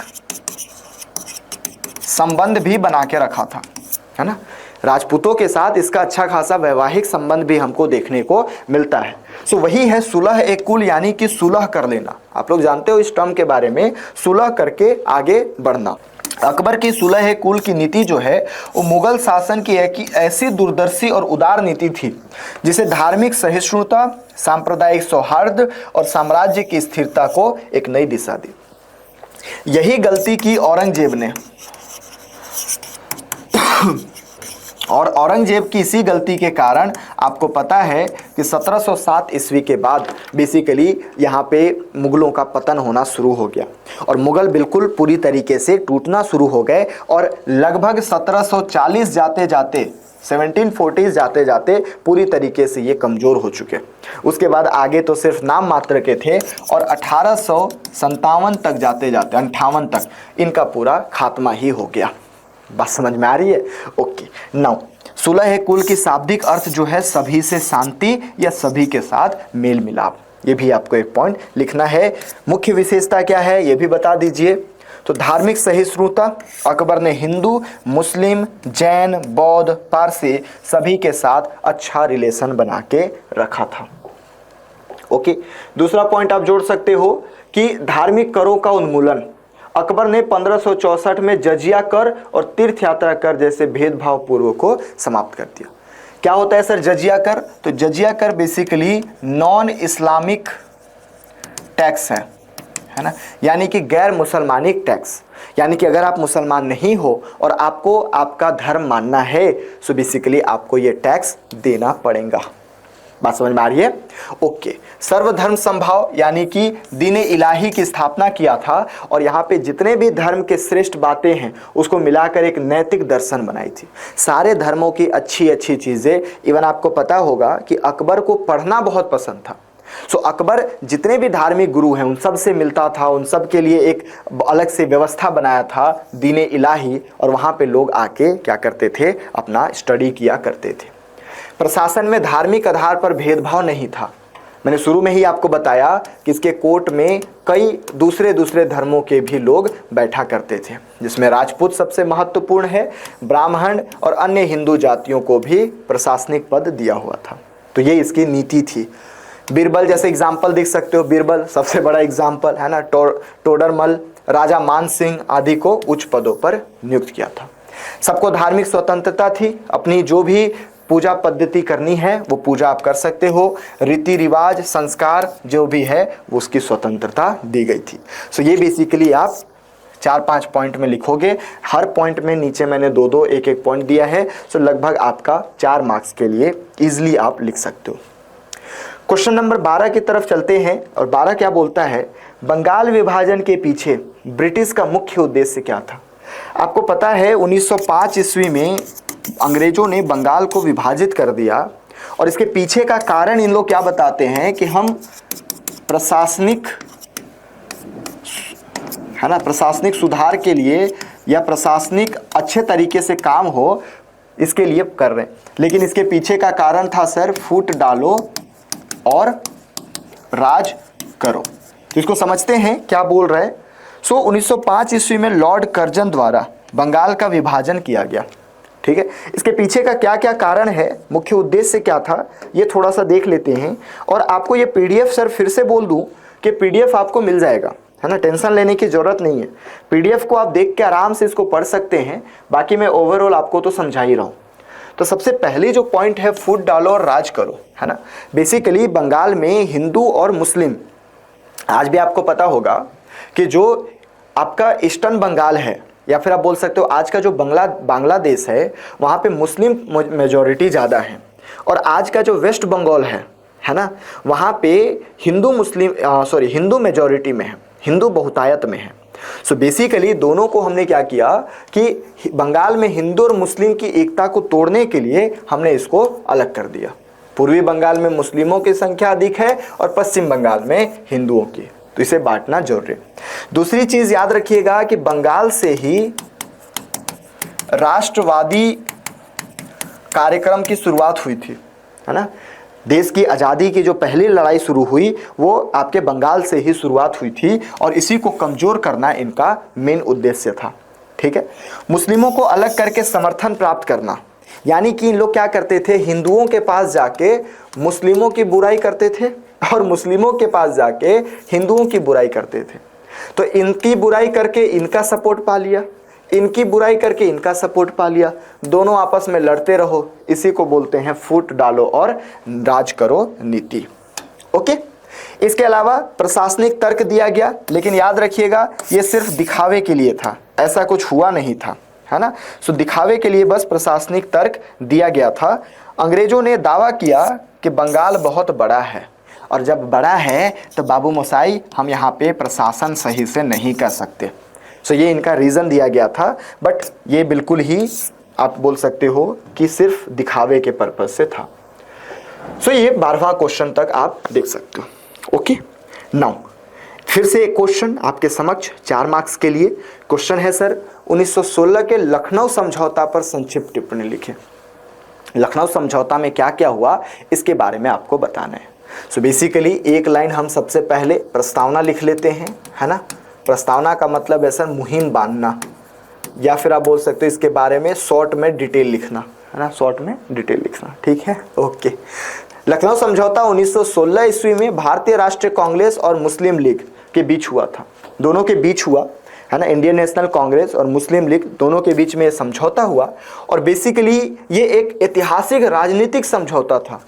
इसका उद्देश्य ये था कि ब्रिटिश सरकार के विरुद्ध संयुक्त रूप से संवैधानिक सुधारों की मांग, यानी कि आपस में हम लड़ेंगे ही नहीं, हम दोनों साथ में मिलके, वो भले ही मुस्लिम लीग हो या फिर आपका इंडियन नेशनल कांग्रेस हो, साथ में मिलके हम क्या करेंगे, इस आज़ादी के लड़ाई हेतु लड़ेंगे। ओके, सो यही इनका उद्देश्य था। मुख्य बिंदु क्या था कि हिंदू मुस्लिम एक होंगे। आपने सर हमें अलग किया बंगाल विभाजन के थ्रू, अब हम दिखाएंगे कि हम एक कैसे होते हैं। आप हमको अलग करते रहो, हम एक होंगे। बात समझ में आ रही है? तो एक होके हम क्या करेंगे, लड़ाई लड़ेंगे। पहली बार कांग्रेस और मुस्लिम लीग ने संयुक्त रूप से राजनीतिक मांगे रखी। अब मुस्लिम लीग का अलग डिमांड और इंडियन नेशनल कांग्रेस का अलग डिमांड नहीं है। अब हमारी डिमांड होगी, हमारी, है ना, एक भारतीयों की डिमांड होगी बेटा। बात समझ में आ रही है? सो ये बेसिकली मुख्य बिंदु। संविधान सुधार की मांग, दोनों ने ब्रिटिश सरकार से भारत के लिए स्वशासन की मांग की, है ना। स्वशासन की मांग यानी कि अब हम डिमांड करेंगे खुद की, सेल्फ गवर्नमेंट की। अब हम शासन करेंगे, तुम नहीं, ठीक है। शासन कौन करेगा? हम। शासन हमारे द्वारा होगा, आपके द्वारा नहीं, ठीक है। इसमें बेसिकली देखोगे सो अलग निर्वाचिका, सेपरेट इलेक्टोरेट की मांग हुई कि मुस्लिमों के लिए अलग सेपरेट, हमारे लिए अलग। ये थोड़ा सा गड़बड़ की बात हो गई। कांग्रेस ने मुस्लिम लीग की इस मांग को स्वीकार किया, किंतु मुसलमानों को अलग निर्वाचन मंडल दिया जाए। कांग्रेस ने स्वीकार किया, लेकिन ये सर गलत है ना। संविधान सभा, जब संविधान सभा के लोग बैठे थे और संविधान का गठन हो रहा था, तब इसको बिल्कुल पूरी तरीके से खारिज कर दिया गया कि ये नहीं हो सकता, ठीक है। ब्रिटिश विरोध की एकता, यानी कि मुस्लिम और इंडियन नेशनल कांग्रेस, मुस्लिम लीग और इंडियन नेशनल कांग्रेस साथ में मिलकर हम क्या करेंगे, इनकी विरोध करेंगे, इनको हम अलग करेंगे। यह समझौता ब्रिटिश साम्राज्य के विरुद्ध भारतीय एकता का प्रतीक बना। तो आप बोल सकते हो एक लाइन, 1916 का लखनऊ समझौता जो था भारत के स्वतंत्रता संग्राम में हिंदू मुस्लिम एकता का एक स्वर्णिम क्षण था। तो ये बेसिकली आपको 1916 के लखनऊ समझौता पे आप इतना चीज़ें अगर लिख देते थे तो आपको बहुत ही अच्छे तरीके से क्या मिल जाता, मार्क्स मिलता, ठीक है। सो आपको अप्रोच ऐसा रखना है, जो पूछा है वही बताएंगे, थोड़ा सा कंसाइज करके ज़्यादा डेटा बताएंगे, कम शब्दों में ज़्यादा बोलना, ये हमारा मेन उद्देश्य है। अगर जिस दिन हम ये सीख गए कि कम शब्दों में ज़्यादा बताने की कला, उस दिन समझिएगा कि हमारा सारा चीज़ खेल यहीं पे शुरू। ओके, सो अब हम 14वें क्वेश्चन की तरफ बढ़ते हैं। और बेसिकली अभी तक आप देखोगे तो हमने सारा चीज़ें कर ली 4 नंबर में। अब हमको करना है 8वें नंबर के लिए, ठीक है। 8 मार्क्स के लिए बेसिकली आपको लिखने होते हैं 100 वर्ड्स में, और ये 100 वर्ड्स जो हैं अब यहाँ से आपको आएगी स्ट्रेटजी से लिखने। बिकॉज ये पूरे स्ट्रेटजी को मैं 3 हिस्सों में बांटूंगा, और सबसे पहले हिस्से को हमें देखना है प्रस्तावना के रूप में, ठीक है, introduction. But sir introduction word नहीं लिखना है, आपको सिर्फ ये बता देना है एग्जामिनर को कि आप क्वेश्चन के डिमांड को समझ गए, क्वेश्चन पूछ क्या रहा है। सो मेन कीवर्ड पहले अपन को छांटना है। कीवर्ड में एक दिख रहा है ऋग्वैदिक काल, है ना। ऋग्वैदिक का मतलब वही है 1500 से 1000 के बीच में, तो ये हम समझ चुके हैं, पहला डाउट। दूसरा है इनके समाज के आदर्श क्यों माना जाता है, तो यानी कि हमें इनके सामाजिक स्थिति को बताना है, और सामाजिक स्थिति के थ्रू ये समझाना है कि आगे की स्थिति खराब क्यों हुई, क्योंकि हम उसी को आदर्श मानते हैं ना, क्योंकि हमसे ज़्यादा था आगे डिक्लाइन हुआ, सो इसको हम आदर्श मान के चल रहे हैं। यानी कि मुझे यहाँ पे 3 की पॉइंट मिला, और इन तीनों की पॉइंट को मैं दिखा दूंगा प्रस्तावना में कि सर मैं समझ चुका हूँ कि आप क्या पूछने वाले हो। बेसिकली 100 वर्ड में लिखना है, सो 15 से 20 वर्ड हमारा जाएगा प्रस्तावना के लिए। अब सबसे लास्ट वाला पहले हम देखें तो ये है निष्कर्ष। आप निष्कर्ष वर्ड लिख सकते हो, और इसको भी हम 15 से 20 वर्ड में डिसाइड करेंगे, या फिर इसको हम यहाँ पे लिखेंगे। इसमें क्या लिखेंगे, जो भी आप इन दोनों में पढ़े हो, जो भी क्वेश्चन की डिमांड है, आप उसमें वे फॉरवर्ड लिखोगे। वे फॉरवर्ड का मतलब होता है कि आपकी क्या डिमांड है, आप क्या चाहते हो, आप क्या सोच रहे हो इस टॉपिक के बारे में, और बेसिकली बोलूँ तो समरी है इन दोनों का, ठीक है। तो आप 3 तरीके से लिख सकते हो। वे फॉरवर्ड यानी what you think about this all topic, यानी कि आप क्या समझते हो इन टॉपिक के बारे में, आप समरी बता दो इन्हीं टॉपिक को। अब रही मेनली बात, ये आपकी बॉडी हो गई, जो कि लगभग जाएगा 60 से 70 वर्ड में, और ये आपके एग्जाम के डिमांड को फुलफिल करेगा। Is it clear? Okay, so now हम अब जितने भी 8 मार्क्स का हो या फिर 15 मार्क्स का हो, दोनों को इसी तरीके से डिवाइड करेंगे, प्रस्तावना, बॉडी एंड लास्ट में कंक्लूजन, यानी कि आपका निष्कर्ष। ओके, सबसे पहली चीज ऋग्वैदिक काल। पहले बता दीजिए कि हमारा 1500 से लेके 1000 तक ये जाएगा। क्या हुआ, तो इसको हम वैदिक एज के रूप में मानते हैं। दूसरी चीज, यहाँ की राजनीतिक, धर्म, समाज, अर्थव्यवस्था और संस्कृति, ये बिल्कुल चित्रण मिलता है, यानी कि बिल्कुल अलग लेवल का मिलता है। ओके, दूसरी चीज, अब हम आते हैं इनके प्रमुख कारणों पे कि क्या कारण था, किस वजह से हम इसको आदर्श मानते हैं। तो सबसे पहला पॉइंट हम देखेंगे सामाजिक दृष्टिकोण से। सामाजिक दृष्टिकोण में दो चीजें हम देखते हैं, एक महिला की स्थिति और दूसरा हमारा समाज में वर्ण व्यवस्था। चूंकि अभी तक जाति व्यवस्था बनी नहीं है, इसलिए हम वर्ण व्यवस्था को लेके चलेंगे। जाति व्यवस्था धीरे धीरे बाद में इमर्ज होगा महाजनपद के टाइम पीरियड पे, तो हम वहां पे जाति भी इंक्लूड करेंगे, बट अभी के लिए हमारे पास सिर्फ और सिर्फ वर्ण है। महिलाओं की स्थिति बहुत ही अच्छा माना जाता है। क्यों अच्छा माना जाता है, आप ये तब समझ सकते हो जब महिला पुरुष के साथ साथ काम कर सके। आज हमारी महिलाओं की स्थिति अच्छी क्यों मानी जाती है, क्योंकि कंपनी में महिला भी काम करती है और पुरुष भी काम करते हैं, दोनों साथ में काम करते हैं। आपके बगल में भी कोई महिला काम कर रही होगी अगर आप काम करते होंगे तो। बात समझ में आ रही है, यानी कि महिलाओं की स्थिति अच्छी थी। हमें क्यों पता चला, क्योंकि 3 प्रकार की असेंबली हुआ करती थी। कौन कौन सी सर, एक सभा है, एक समिति है और एक विधत है। सभा, समिति और विधत। सभा में भी फीमेल होती थी, विधत में भी फीमेल होती थी, और इससे समझ में आता है कि हमारी महिलाओं की स्थिति अच्छी थी। इसके अलावा महिलाओं को पढ़ने का भी अधिकार था, इसके अलावा महिलाओं को वाद विवाद करने का भी अधिकार था। दैट मीन्स उनकी सामाजिक दृष्टिकोण में बहुत ही बेहतरीन था। वर्ण व्यवस्था पे आते हैं। सो वर्ण व्यवस्था के लिए 2 चीजें याद रखिएगा कि क्या वर्ण व्यवस्था था, सो ऑफकोर्स था। क्या जटिल था, सो नहीं। वर्ण व्यवस्था सिंपल सी समझिएगा, यहां वर्ण का मतलब है रंग से, यानी आपकी कैसी रंग है, कैसी आपकी कलर है, कलर के बेसिस पे आपको वर्ण में डिसाइड किया गया। दूसरी चीज, आपके कार्य के बेसिस पे, आप जो भी कार्य करोगे वैसा वर्ण आपका बन जाएगा। यानी कि आज के सिचुएशन देखो तो अगर कोई ब्राह्मण है तो ब्राह्मण का बच्चा ब्राह्मण ही बनेगा सर। आप अगर मान के चलो वैश्य हो तो वैश्य का बेटा वैश्य ही बनेगा, बट यहाँ पे ऐसा नहीं था। सपोज एग्जांपल देता हूँ, मैं पढ़ा रहा हूँ आपको, है ना, समझ में आ रहा है? ओके, मैं पढ़ा रहा हूँ, मैं टीचर हूँ, तो मैं कौन सा हो गया, ब्राह्मण। सपोज मेरा भाई आर्मी ऑफिसर है ना, सो ये क्या हो जाएगा, क्षत्रिय, क्योंकि ये बचा रहा है दुनिया को या भारत को, है ना, प्रोटेक्ट कर रहा है, क्षत्रिय है। मान लो मेरे पापा बिजनेसमैन है, तो ये क्या हो जाएंगे, वैश्य। और मेरी मम्मी होम मेकर है या हाउस वाइफ है, तो ये क्या हो जाएगी, शूद्र। Is it clear? यानी कि जो वर्ण व्यवस्था है वो बिल्कुल रिजिड नहीं है, कठोर नहीं है, यानी कि वर्ण व्यवस्था कैसा है, लचीलापन। बात समझ में आ रही है? आज ऐसा बिल्कुल नहीं है। तो सामाजिक स्थिति में वर्ण व्यवस्था देख लिए, स्त्री की सम्मानजनक स्थिति। अगर ये 2 पॉइंट लिख देते हो, इतना आपके लिए इनफ होता है इस पॉइंट में। आगे हम देखते हैं समानता का भाव। तो सब लोग समान थे, क्यों? क्योंकि पुरुष के साथ साथ महिला भी काम कर रही है। कोई भी जाति व्यवस्था नहीं था। जब जाति नहीं है तो सब लोग क्या हैं, बराबर हैं। इसीलिए इसको हम क्या मानते हैं कि ये हमारा एक मूल रूप से देखो तो इसको हम बेसिक मान सकते हैं, उसके अकॉर्डिंग हम आज से तुलना करते हैं। Is it clear? धार्मिक स्थिति देखोगे तो यहाँ पे धर्म जो है इसका पालन हो रहा है। धार्मिक स्थिति में थोड़ी सी कमियां देखने को मिलती है। ये धार्मिक स्थिति में एक आपको रीत मिलेगा। रीत का मतलब बेसिकली परंपरा होती है, परंपरा प्रतिष्ठा, है ना, आपको नहीं बोलना है, ठीक है। तो ये परंपरा जो है उसके बेसिस पे धर्म चलती थी। सारे को रीत को मानना होता था, नैतिक व्यवस्था के आधार पे ये रीत बनाया जाता था। पूजा की बात करो सो, है ना, आपके क्लासमेट्स की नहीं बात कर रहा हूँ मैं, यहाँ पे प्रेयर की बात कर रहा हूँ, ठीक है।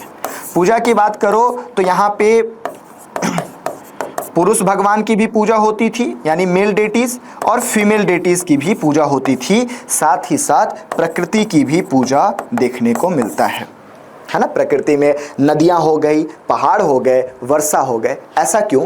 क्योंकि बारिश नहीं हो रही है है ना। बारिश कौन कराता है?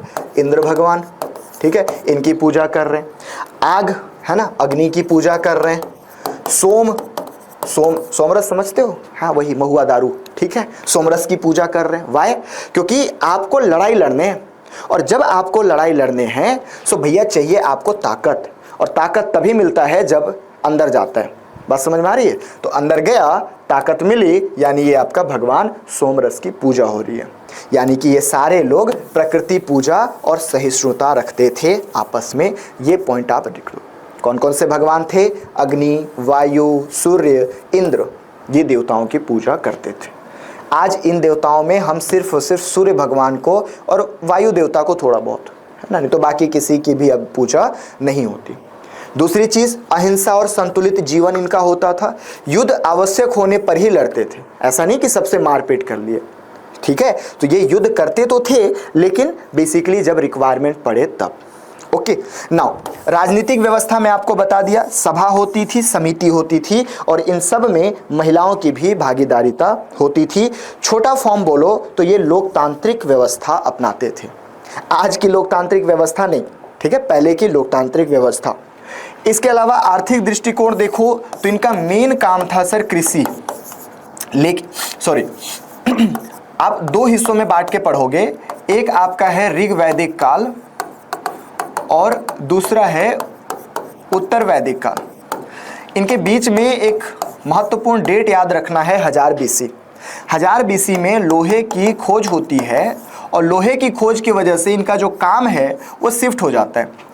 पहले इनका मुख्य काम था पशुपालन और थोड़ा छोटा काम था कृषि, लेकिन चूंकि लोहे की खोज हो चुकी है इसलिए अब यहाँ का मुख्य काम हो गया कृषि और छोटा काम हो गया पशुपालन। बात समझ में आ रही है? तो कृषि यहाँ का मुख्य काम था आपके उत्तर वैदिक काल का। ओके, सो मुख्यतः यहाँ का जो समाज था वो कृषक था, जिसमें आत्मनिर्भरता और श्रम की गरिमा को महत्व दिया गया है। ये पॉइंट आप लिख सकते हो। पशुपालन भी होती थी, शुरुआत में तो सबसे ज़्यादा पशुपालन ही होती थी।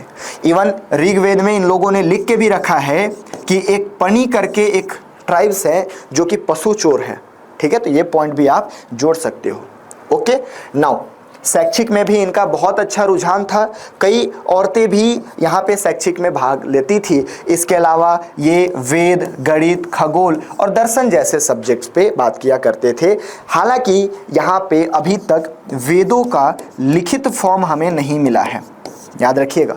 वेद जो है वो श्रुति फॉर्म में है। श्रुति का मतलब होता है सुनना।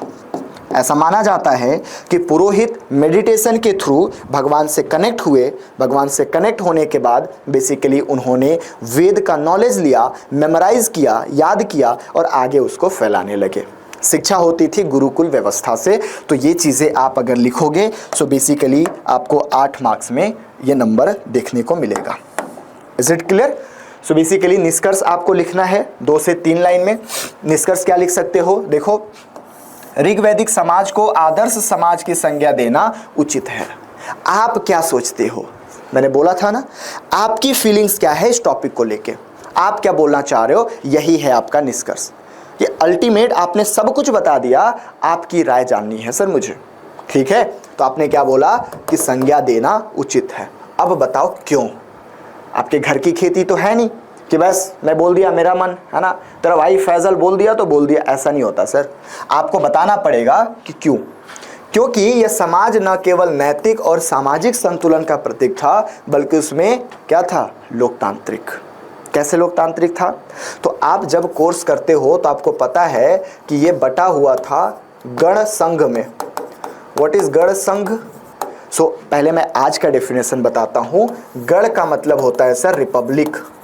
हाँ, वही 26 जनवरी वाला, बुनिया खाते हो ना, वही वाला। बट ओरिजिनल यहाँ पे उसका मतलब अलग था। संघ का मतलब आज होता है यूनियन, मिलजुल कर रहना, है ना। India that is Bharat shall be union of state. India जो कि भारत है, राज्यों का संघ है, लेकिन इसका डिफरेंट मीनिंग है। कई लोग मिल के शासन करते थे, जैसे 5, 10, 15 लोग मिलके व्यवस्था बनाते थे, इसको गण संघ बोलते हैं। तो पुराने जमाने का लोकतंत्र यहाँ पे अपनाया जाता था। ऑब्वियस सी बात है, आज का नहीं। ठीक है। इसके अलावा सहिष्णु और समावेशी सोच की झलक मिलती है, यद्यपि बाद में वर्ण व्यवस्था कठोर और स्त्रियों की स्थिति निम्न होती गई। लेटर वैदिक एज में मैं आपको बताऊंगा कि औरतों को सभा से निकाल दिया गया, विधत पूरी तरीके से खत्म कर दिया गया। हाँ, यहाँ पे भी महिलाओं को शिक्षा का अधिकार था, लेकिन स्थिति खराब होने लगी। लेटर वैदिक एज आते आते तक वर्ण व्यवस्था जो है, अभी जो मैं आपको बताया था काम के हिसाब से, अब वहाँ पे जन्म के बेसिस पे होता था। यानी अगर मैं ब्राह्मण हूँ तो मेरा बेटा ब्राह्मण होगा, अगर मैं शूद्र हूँ तो मेरा पुत्र भी शूद्र वर्ण से ही होगा। Is it clear? सो ये आपको अपना राय देना है, इसमें आप पॉजिटिव भी दोगे, निगेटिव भी दोगे। अगर आप इस तरीके से आंसर लिखे हो सो आपको नंबर जरूर मिलेगा और बेहतरीन नंबर मिलेगा। बस समझ में आ रही है?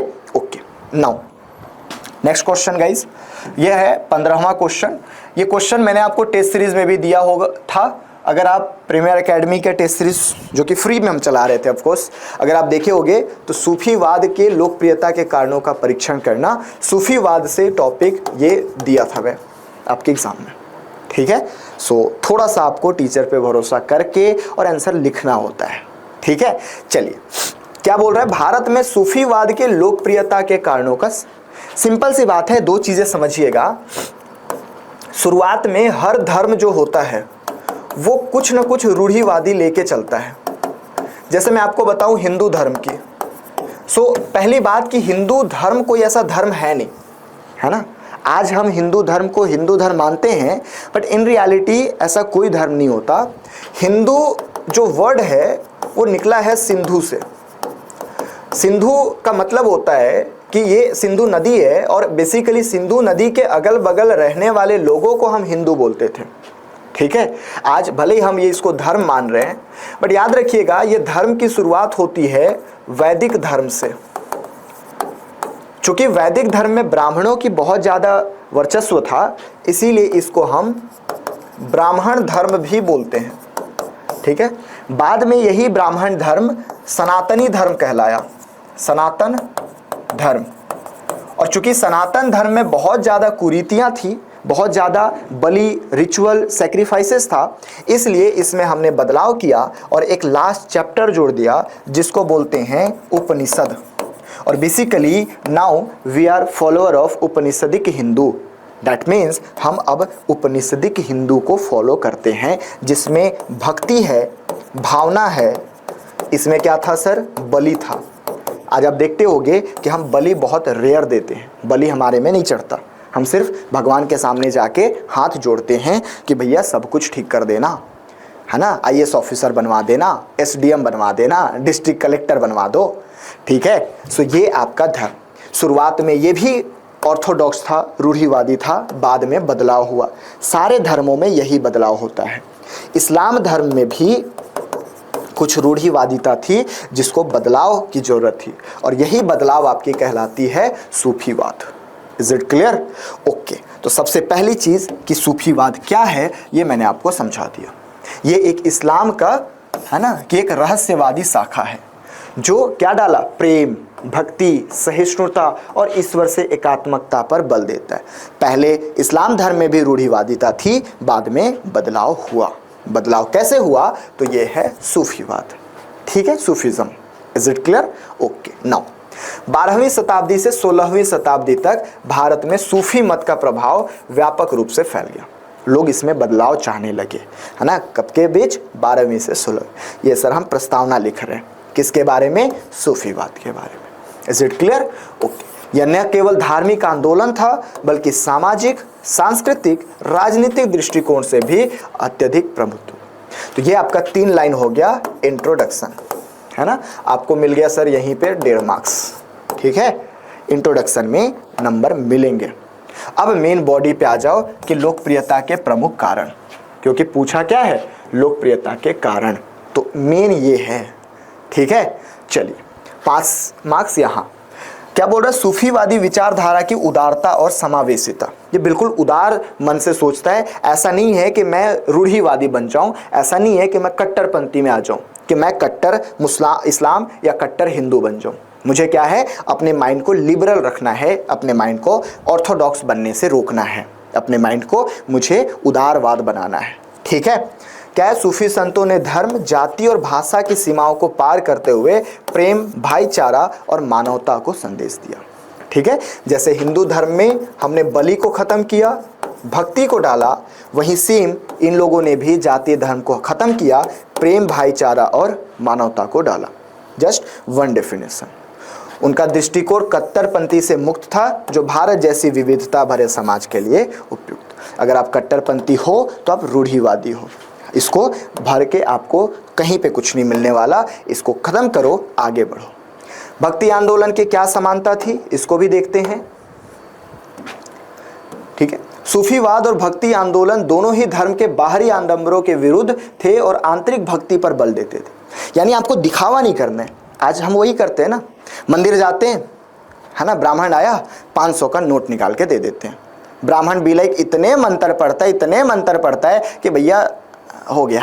अब हमको लगता है हमारा पूजा नहीं हुआ है। क्यों? क्योंकि भैया वो 500 का मंत्र था, हमारे पास तो 10 रुपए थे, हमने तो 10 रुपए दिया था। हमारे में बस एक ही मंत्र, ओम मंगलम भगवान विष्णु, हो गया, हो गई हमारी शादी। ठीक है, सो बेसिकली इसको दिखावेपंती नहीं करना, अंदर से भावना आनी चाहिए, और वो भावना के साथ साथ आप क्या करोगे, पूजा पाठ करोगे। यही चेंजेस की गए। जो आडंबर है ना, इसके विरुद्ध। और इसके मेन कार्यकर्ता कौन थे, तो कबीरदास, रविदास और अन्य संत जो सूफी विचारधारा से काफ़ी साम्य था, है ना। इनके मतलब मेन अगर देखा जाए तो इन्हीं से इंस्पायर होके सूफीज़म चालू हुआ था। ये चीज़ें आपको याद रखना है। इन्होंने कौन कौन से लैंग्वेज में काम किया, तो ये भी आप लिख दो। फारसी में, उर्दू, पंजाबी, अवधी, ब्रज, ये सारे भाषा में, ताकि भारत के लगभग सारे जगहों पे ये क्या हो जाए, स्प्रेड हो पाए। और जब सबको पता चलेगा तब जाके इसमें डेवलपमेंट हो पाएगी, सुधार हो पाएगा। Is it clear? Okay. Now दरगाह संस्कृति और चमत्कारों की लोक विश्वास में भूमिका। दरगाह समझते हो, है ना, जैसे हमारा मंदिर वगैरह, जैसे हम अपना मत्था टेकने जाते हैं, सेम उसी तरीके से इस्लाम धर्म में दरगाह बोलते हैं।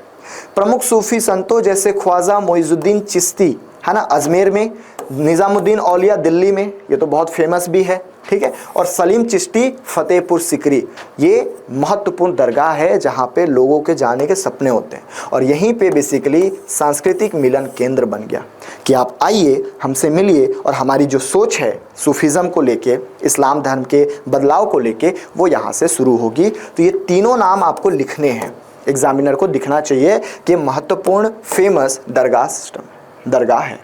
ओके। नाउ समाज सुधारक दृष्टिकोण क्या था कि हमें ऊंच नीच नहीं देखना, है ना, हमें जातिवाद नहीं देखना, और हमें धार्मिक कट्टरता का विरोध करना है।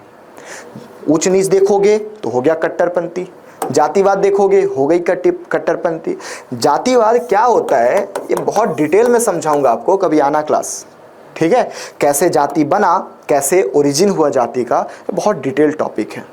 ओके, अभी के लिए समझिए कि इन सब को विरोध करने का काम किया इनके समाज सुधारकों ने, है ना। इन सब समाज सुधारक के बाद फाइनली हमारा 18वीं सदी में मॉडर्न इंडिया में आप देखते हो कि पूरे धर्मों का समाज सुधारण हुआ। खासकर हिंदू धर्म यहाँ पे ज़्यादा विकसित हुआ। हमने सती हटाया, हमने विधवा पुनर्विवाह को शुरू किया। तो इन सारी चीज़ों को डेवलपमेंट इस टाइम पीरियड पे हुई। ओके। नाउ राजनीतिक संरक्षण कैसे मिला, तो भैया आप कुछ भी कर लो, धर्म पे बोलो, लेकिन जब तक आपके साथ कोई राजनेता नहीं है तब तक समझ के चलना कि आपका काम नहीं होने वाला। आज सोचो कि कोई हिंदू धर्म के खिलाफ बोले, क्या बोल पाएगा क्या? नहीं, क्योंकि मोदी जी, अमित शाह, ये जितने भी बड़े बड़े नेता हैं, जब तक आपको सपोर्ट ना करे आप किसी भी धर्म में रिवाइव नहीं कर सकते। इनका काम इसलिए हो पाया क्योंकि अकबर, मोहम्मद बिन तुगलक, ये सब संतों से क्या थे, जुड़े हुए थे और उनका सपोर्ट करते थे। ठीक है, सो ये बेसिकली निष्कर्ष में क्या लिखोगे सर, कि भारत में सूफीवाद की लोकप्रियता का मूल कारण उसकी धार्मिक सहिष्णुता, सामाजिक समावेशिता और लोक भाषाओं में आध्यात्मिक अभिव्यक्ति था। एक ही लाइन में आपने पूरा बता दिया। अभी तक जितना मैं बकबक किया उन सब को एक ही लाइन में आपने डिस्क्राइब कर दिया। सूफी संतों ने एक ऐसा समन्वयी धार्मिक और सांस्कृतिक मंच की स्थापना की जिसने भारत के बहुलतावादी समाज में सौहार्द और एकता को मजबूत किया। आज भी सूफी दरगाहें इसकी जीवंतता और स्वीकार्यता का प्रतीक है। आज भी जो हमने 3 दरगाह देखा, आज भी वहाँ पे लोग जाते हैं, आज भी मत्था टेकते हैं, आज भी भावना वैसे ही बनी है। तो ये आपका निष्कर्ष। यहाँ पे आपको 7 मार्क्स है ना, 6.5 मार्क्स देने से कोई नहीं रोक सकता। हाँ, 8 मार्क्स नहीं मिलेगा, किसी को नहीं मिलता। अरे कौन सा 100% लाना है, इतने मार्क्स मिलेंगे अगर ये सारे पर्सपेक्टिव से लिखे तो। हर क्वेश्चन में आपको उसकी पॉलिटी, उसकी इकोनॉमी, उसकी सोसाइटी, उसके रिलीजन, ये चारों पर्सपेक्टिव को कवर करना है। जैसे ही ये चारों पर्सपेक्टिव कवर हुआ, आपका आंसर हो जाता है मल्टी डायमेंशनल। और जैसे ही मल्टी डायमेंशनल हुआ, यानी कि आप सर लिख रहे हो। अब बात समझ में आ रही है? ओके, चलिए ये 16वां क्वेश्चन को आप पढ़िए जल्दी से। क्या है? तो बोल रहा है शुंगकालीन भारतीय संस्कृति की विवेचना करिए। शुंगकालीन भारतीय संस्कृति की विवेचना करना है। शुंग कौन था सर? सो बेसिकली थोड़ा सा समझिएगा, ये है मौर्य आपका। बेसिकली मौर्य की शुरुआत होती है 321 बीसी में। सबसे पहला शासक होता है चंद्रगुप्त मौर्य, बिंदुसार, उसके बाद अशोका। अशोका की मृत्यु होती है 232 बीसी में। इसके बाद बहुत सारे शासक आते हैं, लेकिन अंतिम शासक होता है कौन? आपका बृहद्रथ। और इसकी हत्या कौन करता है? पुष्यमित्र शुंग। और यह एक ब्राह्मण शासक था, ब्राह्मण सेनापति था। इसी ने शुंग डायनेस्टी की स्थापना की। और आप देखोगे तो चंद्रगुप्त मौर्य जो है वो जैन फॉलोअर है, बिंदुसार जो है वो आजीवक फॉलोअर है, और अशोक जो है वो शुरुआत में आजीवक फॉलोअर था, बाद में इसने भी बौद्ध धर्म को अपनाया। और जैसे ही बौद्ध धर्म को अपनाया, भैया हो गए तीनों धर्म। ये तीनों धर्म की शुरुआत हुई, ये तीनों धर्म विकास हुआ, डेवलपमेंट हुई। बुद्ध अशोक के टाइम पीरियड पे पूरे दुनिया में फैला, भारत से बाहर गया, सेंट्रल एशिया गया, श्रीलंका गया, आपका इधर अलग अलग देशों में गया। बात समझ में आ रही है? लेकिन भैया अब इस टाइम पीरियड से हिंदू धर्म गायब था। अब हिंदू धर्म गायब था, समाज में डेवलपमेंट कैसे होगी? तो पहला शासक आया पुष्यमित्र शुंग, ब्राह्मण शासक। अब ये दिखाएगा कि चेंजेस कैसे होती है, क्या बदलाव हुआ संस्कृति में। ठीक है, क्योंकि ये इतने सालों बाद अश्वमेध यज्ञ करेगा, वाजपेय यज्ञ करेगा, राजसूय यज्ञ करेगा। ठीक है, अब ये डेवलपमेंट लाएगा, हिंदू धर्म को डेवलप करेगा, उसको फैलाएगा, तब जाके हिंदू धर्म रिवाइव होगी। Is it clear? ओके, चलिए देखते हैं क्वेश्चन को कैसे हम लिखेंगे। तो सबसे पहली शुंग, एक हमारे पास कीवर्ड मिल गया। दूसरा भारतीय संस्कृति, 2 कीवर्ड। सर प्रस्तावना में बता दो कि आपने समझ लिया। कौन है शुंग? शुंग वंश की स्थापना पुष्यमित्र शुंग ने मौर्य साम्राज्य के अंतिम शासक बृहद्रथ की हत्या करके की, 185 बीसी। बता दिया आपने, हो गया आधा नंबर। ठीक है, ओके। यह वंश लगभग 75 वर्षों तक शासन में रहा और भारत के मध्य, पूर्वी और कुछ दक्षिणी भागों पर नियंत्रण। बस 2 लाइन, आप बस इतना बताना है कि सर इसको और इसको आप जानते हो। ठीक है, शुंग पूछा है, शुंग हम जानते हैं, यही बताना है प्रस्तावना में। अगर ये बता दिए तो हो गया यहाँ आपका काम कमा। अब आते हैं कि भैया क्या है इसकी संस्कृति में बदलाव, ऐसा क्या खता किया जो तुम बदल गए। ठीक है, ओके, चलिए तो सबसे पहला बात करते हैं धर्म और दर्शन के लिए। तो ब्राह्मण धर्म का पुनरुत्थान हुआ। क्यों? क्योंकि शुंग भी एक ब्राह्मण था। जब ब्राह्मण था, डेवलपमेंट होगी। क्लियर है? ओके। वैदिक परंपराओं को पुनर्जीवित किया। वैदिक धर्म खत्म हो गया था, लेकिन इसने फिर से शुरुआत की, अश्वमेध यज्ञ किया। ठीक है, ये सारे यज्ञ अनुष्ठान आयोजित किया। ब्राह्मणों की विशेष संरक्षण प्रदान हुआ, है ना। शुंग भी, पुष्यमित्र शुंग भी ब्राह्मण था, ब्राह्मणों का संरक्षण मिला। जब मिला तो ये धर्म बढ़ा। बौद्ध धर्म पर प्रभाव क्या पड़ा? तो कुछ बौद्ध ग्रंथ जैसे दिव्य वादन बोलते हैं किसने बौद्धों का दमन किया, इसने बौद्ध स्तूपों को खत्म किया, बट ऐसा कुछ है नहीं, क्योंकि इसी के टाइम पीरियड पे भरहुत स्तूप बनाया गया है ना। कला और संस्कृति में हम इसके बारे में पढ़ते हैं कि इसी के टाइम पीरियड पे भरहुत स्तूप को बनाया, यानी कि रिवाइवल, इसका ज़्यादा प्रभाव तो नहीं पड़ा। हाँ, प्रोटेक्शन नहीं मिला, ठीक है, जितना इसको मिला ब्राह्मण धर्म को या हिंदू धर्म को उतना इसको नहीं मिला। वाई आई एम सेइंग ब्राह्मण धर्म? क्योंकि अभी मैंने आपको बताया था कि ब्राह्मण धर्म से ही शुरुआत होती है, हिंदू धर्म तो हम आज बोलते हैं, ठीक है। कला और स्थापत्य में क्या हुआ? भरहुत और सांची स्तूप बनाया, भरहुत सांची भी बना, दोनों की डेवलपमेंट हुई, इसी के टाइम पीरियड पे बढ़ावा मिला, ठीक है। भरहुत स्तूप मध्य प्रदेश, रेलिंग और तोरण में बौद्ध जातक गाथाओं के दृश्य अंकित किए, ठीक है। इसके अलावा मथुरा कला प्रारंभिक विकास हुआ इसी के टाइम पीरियड पे। मूर्ति कला में धर्म और लोक विषयों का सुंदर समन्वयन हुआ, ठीक है। तो ये डेवलपमेंट हुई बौद्ध धर्म में, हिंदू में नहीं, बौद्ध धर्म में, ठीक है। तो हम कौन सा हिंदू धर्म की बात कर रहे हैं?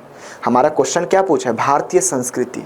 हमने ये थोड़ी बोला कि हिंदू धर्म, संस्कृति में क्या डेवलपमेंट हुई, तो हिंदू में ये, बौद्ध में ये। अब देखते हैं आपका आगे साहित्य और शिक्षा में क्या हुआ, तो संस्कृत भाषा का विकास हुआ। पाणिनि जो है, पाणिनि ने एक बुक लिखा है अष्टाध्यायी, ठीक है। और इसके अलावा पतंजलि ने भी एक बुक लिखा है, पतंजलि का अभिभाष्य, अभिभाष्य। ये दोनों ग्रामर बुक है। ग्रामर बुक किसका? संस्कृत का। इसी के समय काल में लिखा है, यानी कि पाणिनि और पतंजलि व्याकरणाचार्य यहीं के समय के हैं। बात समझ में आ रही है? यानी साहित्य और शिक्षा में भी डेवलपमेंट हुई। और क्या क्या हुआ धार्मिक साहित्य में? तो स्मृति शास्त्र, धर्मशास्त्र, धर्म स्मृति, धर्म साहित्य, ये तीनों की डेवलपमेंट इसी समय हुई। महाभारत भी इसी समय रचना हुई, धर्मसूत्र, स्मृति ग्रंथ इसी समय लिखे गए। हिंदू धर्म में 4 आप नाम सुने होंगे हमेशा सर, पहला वेद, दूसरा धर्मशास्त्र, धर्मश्रुति, धर्म स्मृति, ठीक है।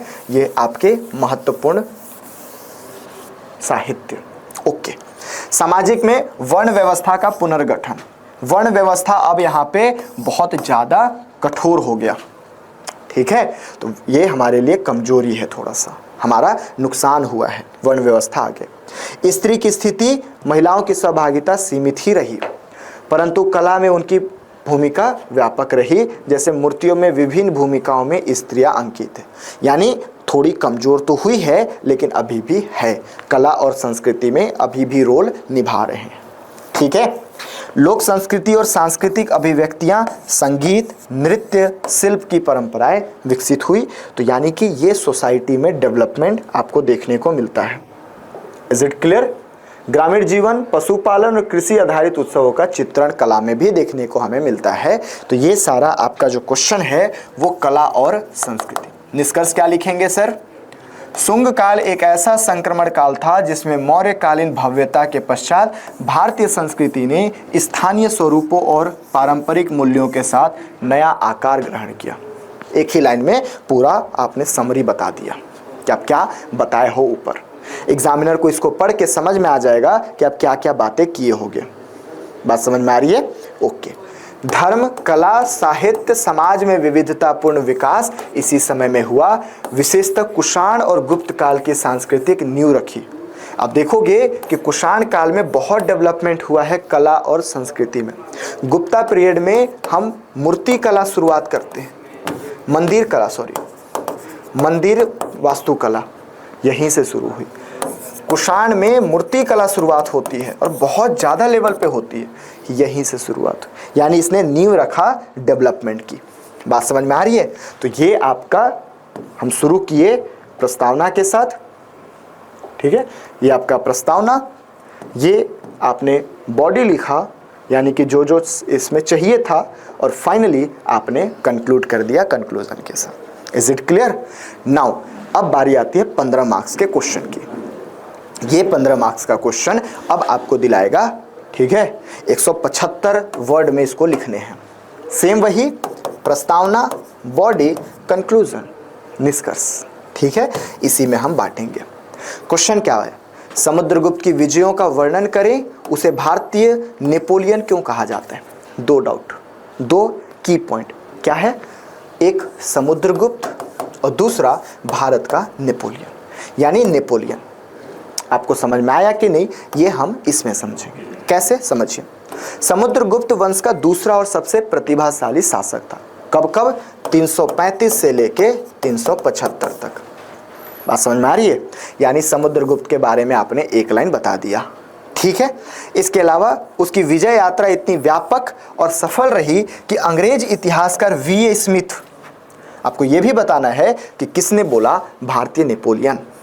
सो भैया वी.ए. स्मिथ साहब ने उन्हें भारतीय नेपोलियन की उपाधि दी। समुद्रगुप्त की विजय का कारण क्या है, अब आते हैं। यह है आपका इंट्रोडक्शन। आपने दोनों को कवर किया, समुद्रगुप्त को और भारतीय नेपोलियन को। ऐसे लिखना होता है प्रस्तावना। अगर ये लिख दिए हो गया कमाल, ठीक है। ओके सर, नाउ अब आते हैं इसके एक्चुअल रीजन पे कि क्या रीजन था, क्यों वी.ए. स्मिथ को ये बोलना पड़ा कि तुसी ग्रेट हो, तुसी भारत के नेपोलियन हो। एक्चुअली बताऊं, नेपोलियन बाद में आया था, तो नेपोलियन को, है ना, नेपोलियन को बोलना चाहिए था समुद्रगुप्त, लेकिन यहाँ भाई साहब उल्टा बोल दिया। अरे अंग्रेज थे ना, अंग्रेजों को तो चुल मची रहती है। आओ कभी भारत में बताते हैं, ठीक है। चलिए, सो बेसिकली समुद्रगुप्त की विजयों का क्या क्या विजय हुआ, इसके बारे में जो विवरण है वो हमें प्रयाग प्रशस्ति इलाहाबाद में जो है उनसे मिलता है। हरिसेन ने संस्कृत में लिखा था उसको, ठीक है। तो कवि कौन है, राइटर कौन है, हरिसेन। ओके, क्या क्या मिलता है कि उत्तर भारत में विजय प्राप्त किया, उत्तर भारत के 9 राजाओं को हराया और अपने राज्य में मिला लिया। यानी पूरे उत्तर भारत का ये क्या था, राजा था, ठीक है। प्रमुख प्रजाति के राज्य, ये लिखना चाहो तो लिखो, नहीं लिखना चाहो तो मत लिखो, क्योंकि किसी को याद नहीं होता इतना, ठीक है। बस इतना लिख देना कि उत्तर भारत का प्रसिद्ध शासक था। दक्षिण भारत में भी विजय किया, 12 दक्षिणी भारत राज्यों को हराया। लेकिन एक चीज जोड़िएगा कि ये कभी भी उनको कंट्रोल में नहीं रखा, उनको तुरंत स्वतंत्र कर दिया। उनको हराया तो, लेकिन उन पे कभी अपना कंट्रोल नहीं बनाया। इसीलिए आप देखोगे कि समुद्रगुप्त जो है वो सिर्फ और सिर्फ नॉर्थ इंडिया का ही शासक बन के रह गया, वो दक्षिण भारत का शासक नहीं बना। हराया, 12 शासकों के साथ उसकी लड़ाई हुई, जीत भी मिली, लेकिन कभी वो वहाँ पे सत्ता पे नहीं गया। बात समझ में आ रही है? ओके। विभिन्न सीमावर्ती राज्यों और जनजातियों पर अधिकार क्या था, नेपाल के साथ युद्ध हुआ इसका, ठीक है। दावका, कामरूप, असम इत्यादि क्षेत्रों के साथ इसका, ठीक है, लड़ाई हुई थी और इसकी अधिकारिता स्वीकार। विदेशी राज्यों के साथ संबंध कैसा था, तो श्रीलंका के साथ अच्छा संबंध था। वहाँ का एक शासक है मेघवर्मन, और मेघवर्मन ने, ठीक है, इसके बोध गया में अब बुद्ध की एक संगति बनाने के लिए, है ना, बुद्ध की एक मीटिंग करने, मतलब बौद्ध संगति करने के लिए यहाँ पे रिक्वेस्ट भेजा हुआ था मेघवर्मन के थ्रू। हालांकि समुद्रगुप्त ने उसकी इजाज़त दे दी थी, तो ये भी आप समझोगे कि उसका विदेश में भी इतना ज़्यादा वर्चस्व था। अब दूसरा क्वेश्चन कि समुद्रगुप्त को भारतीय नेपोलियन कहने का कारण क्या था, क्या ऐसा कारण हुआ कि इसने ऐसा बोला, ठीक है। सो पहली, समुद्रगुप्त और नेपोलियन बोनापार्टे क्या है, अद्वितीय सैन्य नेतृत्व, यानी भारत के बड़े हिस्से पर विजय प्राप्त किया, ये भी यूरोप के अधिकांश देशों को जीत लिया था। पहला सिमिलैरिटी। दूसरा, कूटनीतिक चतुराई, पराजित राजाओं को अधीन कर स्वतंत्र छोड़ा, उपग्रह राज्यों की राजनीति अपनाई। दोनों सेम काम किए, हराते थे छोड़ देते थे, ठीक है। नीति, युद्ध और संस्कृति में निपुण, युद्ध रणनीति में अद्वितीय, इसके जैसा कोई नहीं, दोनों समान। 30+ राज्य जीते, प्रशस्ति में वर्णित। प्रयाग प्रशस्ति हरिसेन जो लिखा है उसमें वर्णित है कि 30 से ज़्यादा राज्यों को जीत चुका था। यूरोपीय इतिहास में तेज अभियान, पूरे यूरोप को जीतने का काम किया था नेपोलियन बोनापार्टे। दोनों सिमिलर है, इसलिए वी.ए. स्मिथ ने क्या बोला, द नेपोलियन ऑफ इंडिया। किसको? समुद्रगुप्त को। बात समझ में आ रही है? निष्कर्ष क्या लिखोगे सर? समुद्रगुप्त न केवल एक महान विजेता बल्कि एक राजनीतिक दूरदर्शी और सांस्कृतिक संरक्षक भी था। बात समझ में आ रही है? यानी दूरदर्शिता, दूर के चीज़ों को देखता, दूर की चीज़ों को सोचता था। इसके अलावा उसकी विजयों ने गुप्त साम्राज्य की नींव को इतना मजबूत किया कि इसे भारत का स्वर्ण युग कहा जाता है। आज भी आप देखोगे तो गुप्त काल को गोल्डन एज बोला जाता है, भारत का स्वर्ण युग। ये भी आपको बताना है। उसकी सैन्य सफलता, कूटनीति और उदारता उसे भारतीय इतिहास के सबसे प्रभावशाली सम्राटों में स्थान दिलाती है। तो ये रहा आपका इसके बारे में। Is it clear? I hope यहाँ तक समझ में आया होगा। आशा करता हूँ ये वीडियो आपको बहुत हेल्पफुल आएगा। अपने दोस्तों को भी शेयर करिए, क्योंकि इतने बेहतरीन तरीके से हम आंसर लिख रहे हैं ताकि आपको समझ में आए कि आप लिखे क्या हो। अगर गलती हो गई, कहाँ गलती हुई, कमेंट करके बताइएगा। विश्वास मानिए अगर आप अभी तक बैठे हो, क्योंकि हमें लगभग 1.5 घंटे के आसपास हो गया, उससे ज़्यादा ही हो गया। अगर अभी तक आप बैठे हो, विश्वास मानिए आपने सीखा है सर यहाँ से कुछ। ठीक है, अपने दोस्तों को भी बताइएगा, शेयर करिएगा, वीडियो को लाइक एंड सब्सक्राइब करिएगा। मिलते हैं किसी और वीडियो में, तब तक के लिए धन्यवाद। डियर व्यूअर्स, अपने एग्जाम की तैयारी को और बेहतर करने के लिए हमारे चैनल को लाइक, शेयर और सब्सक्राइब करना न भूलें।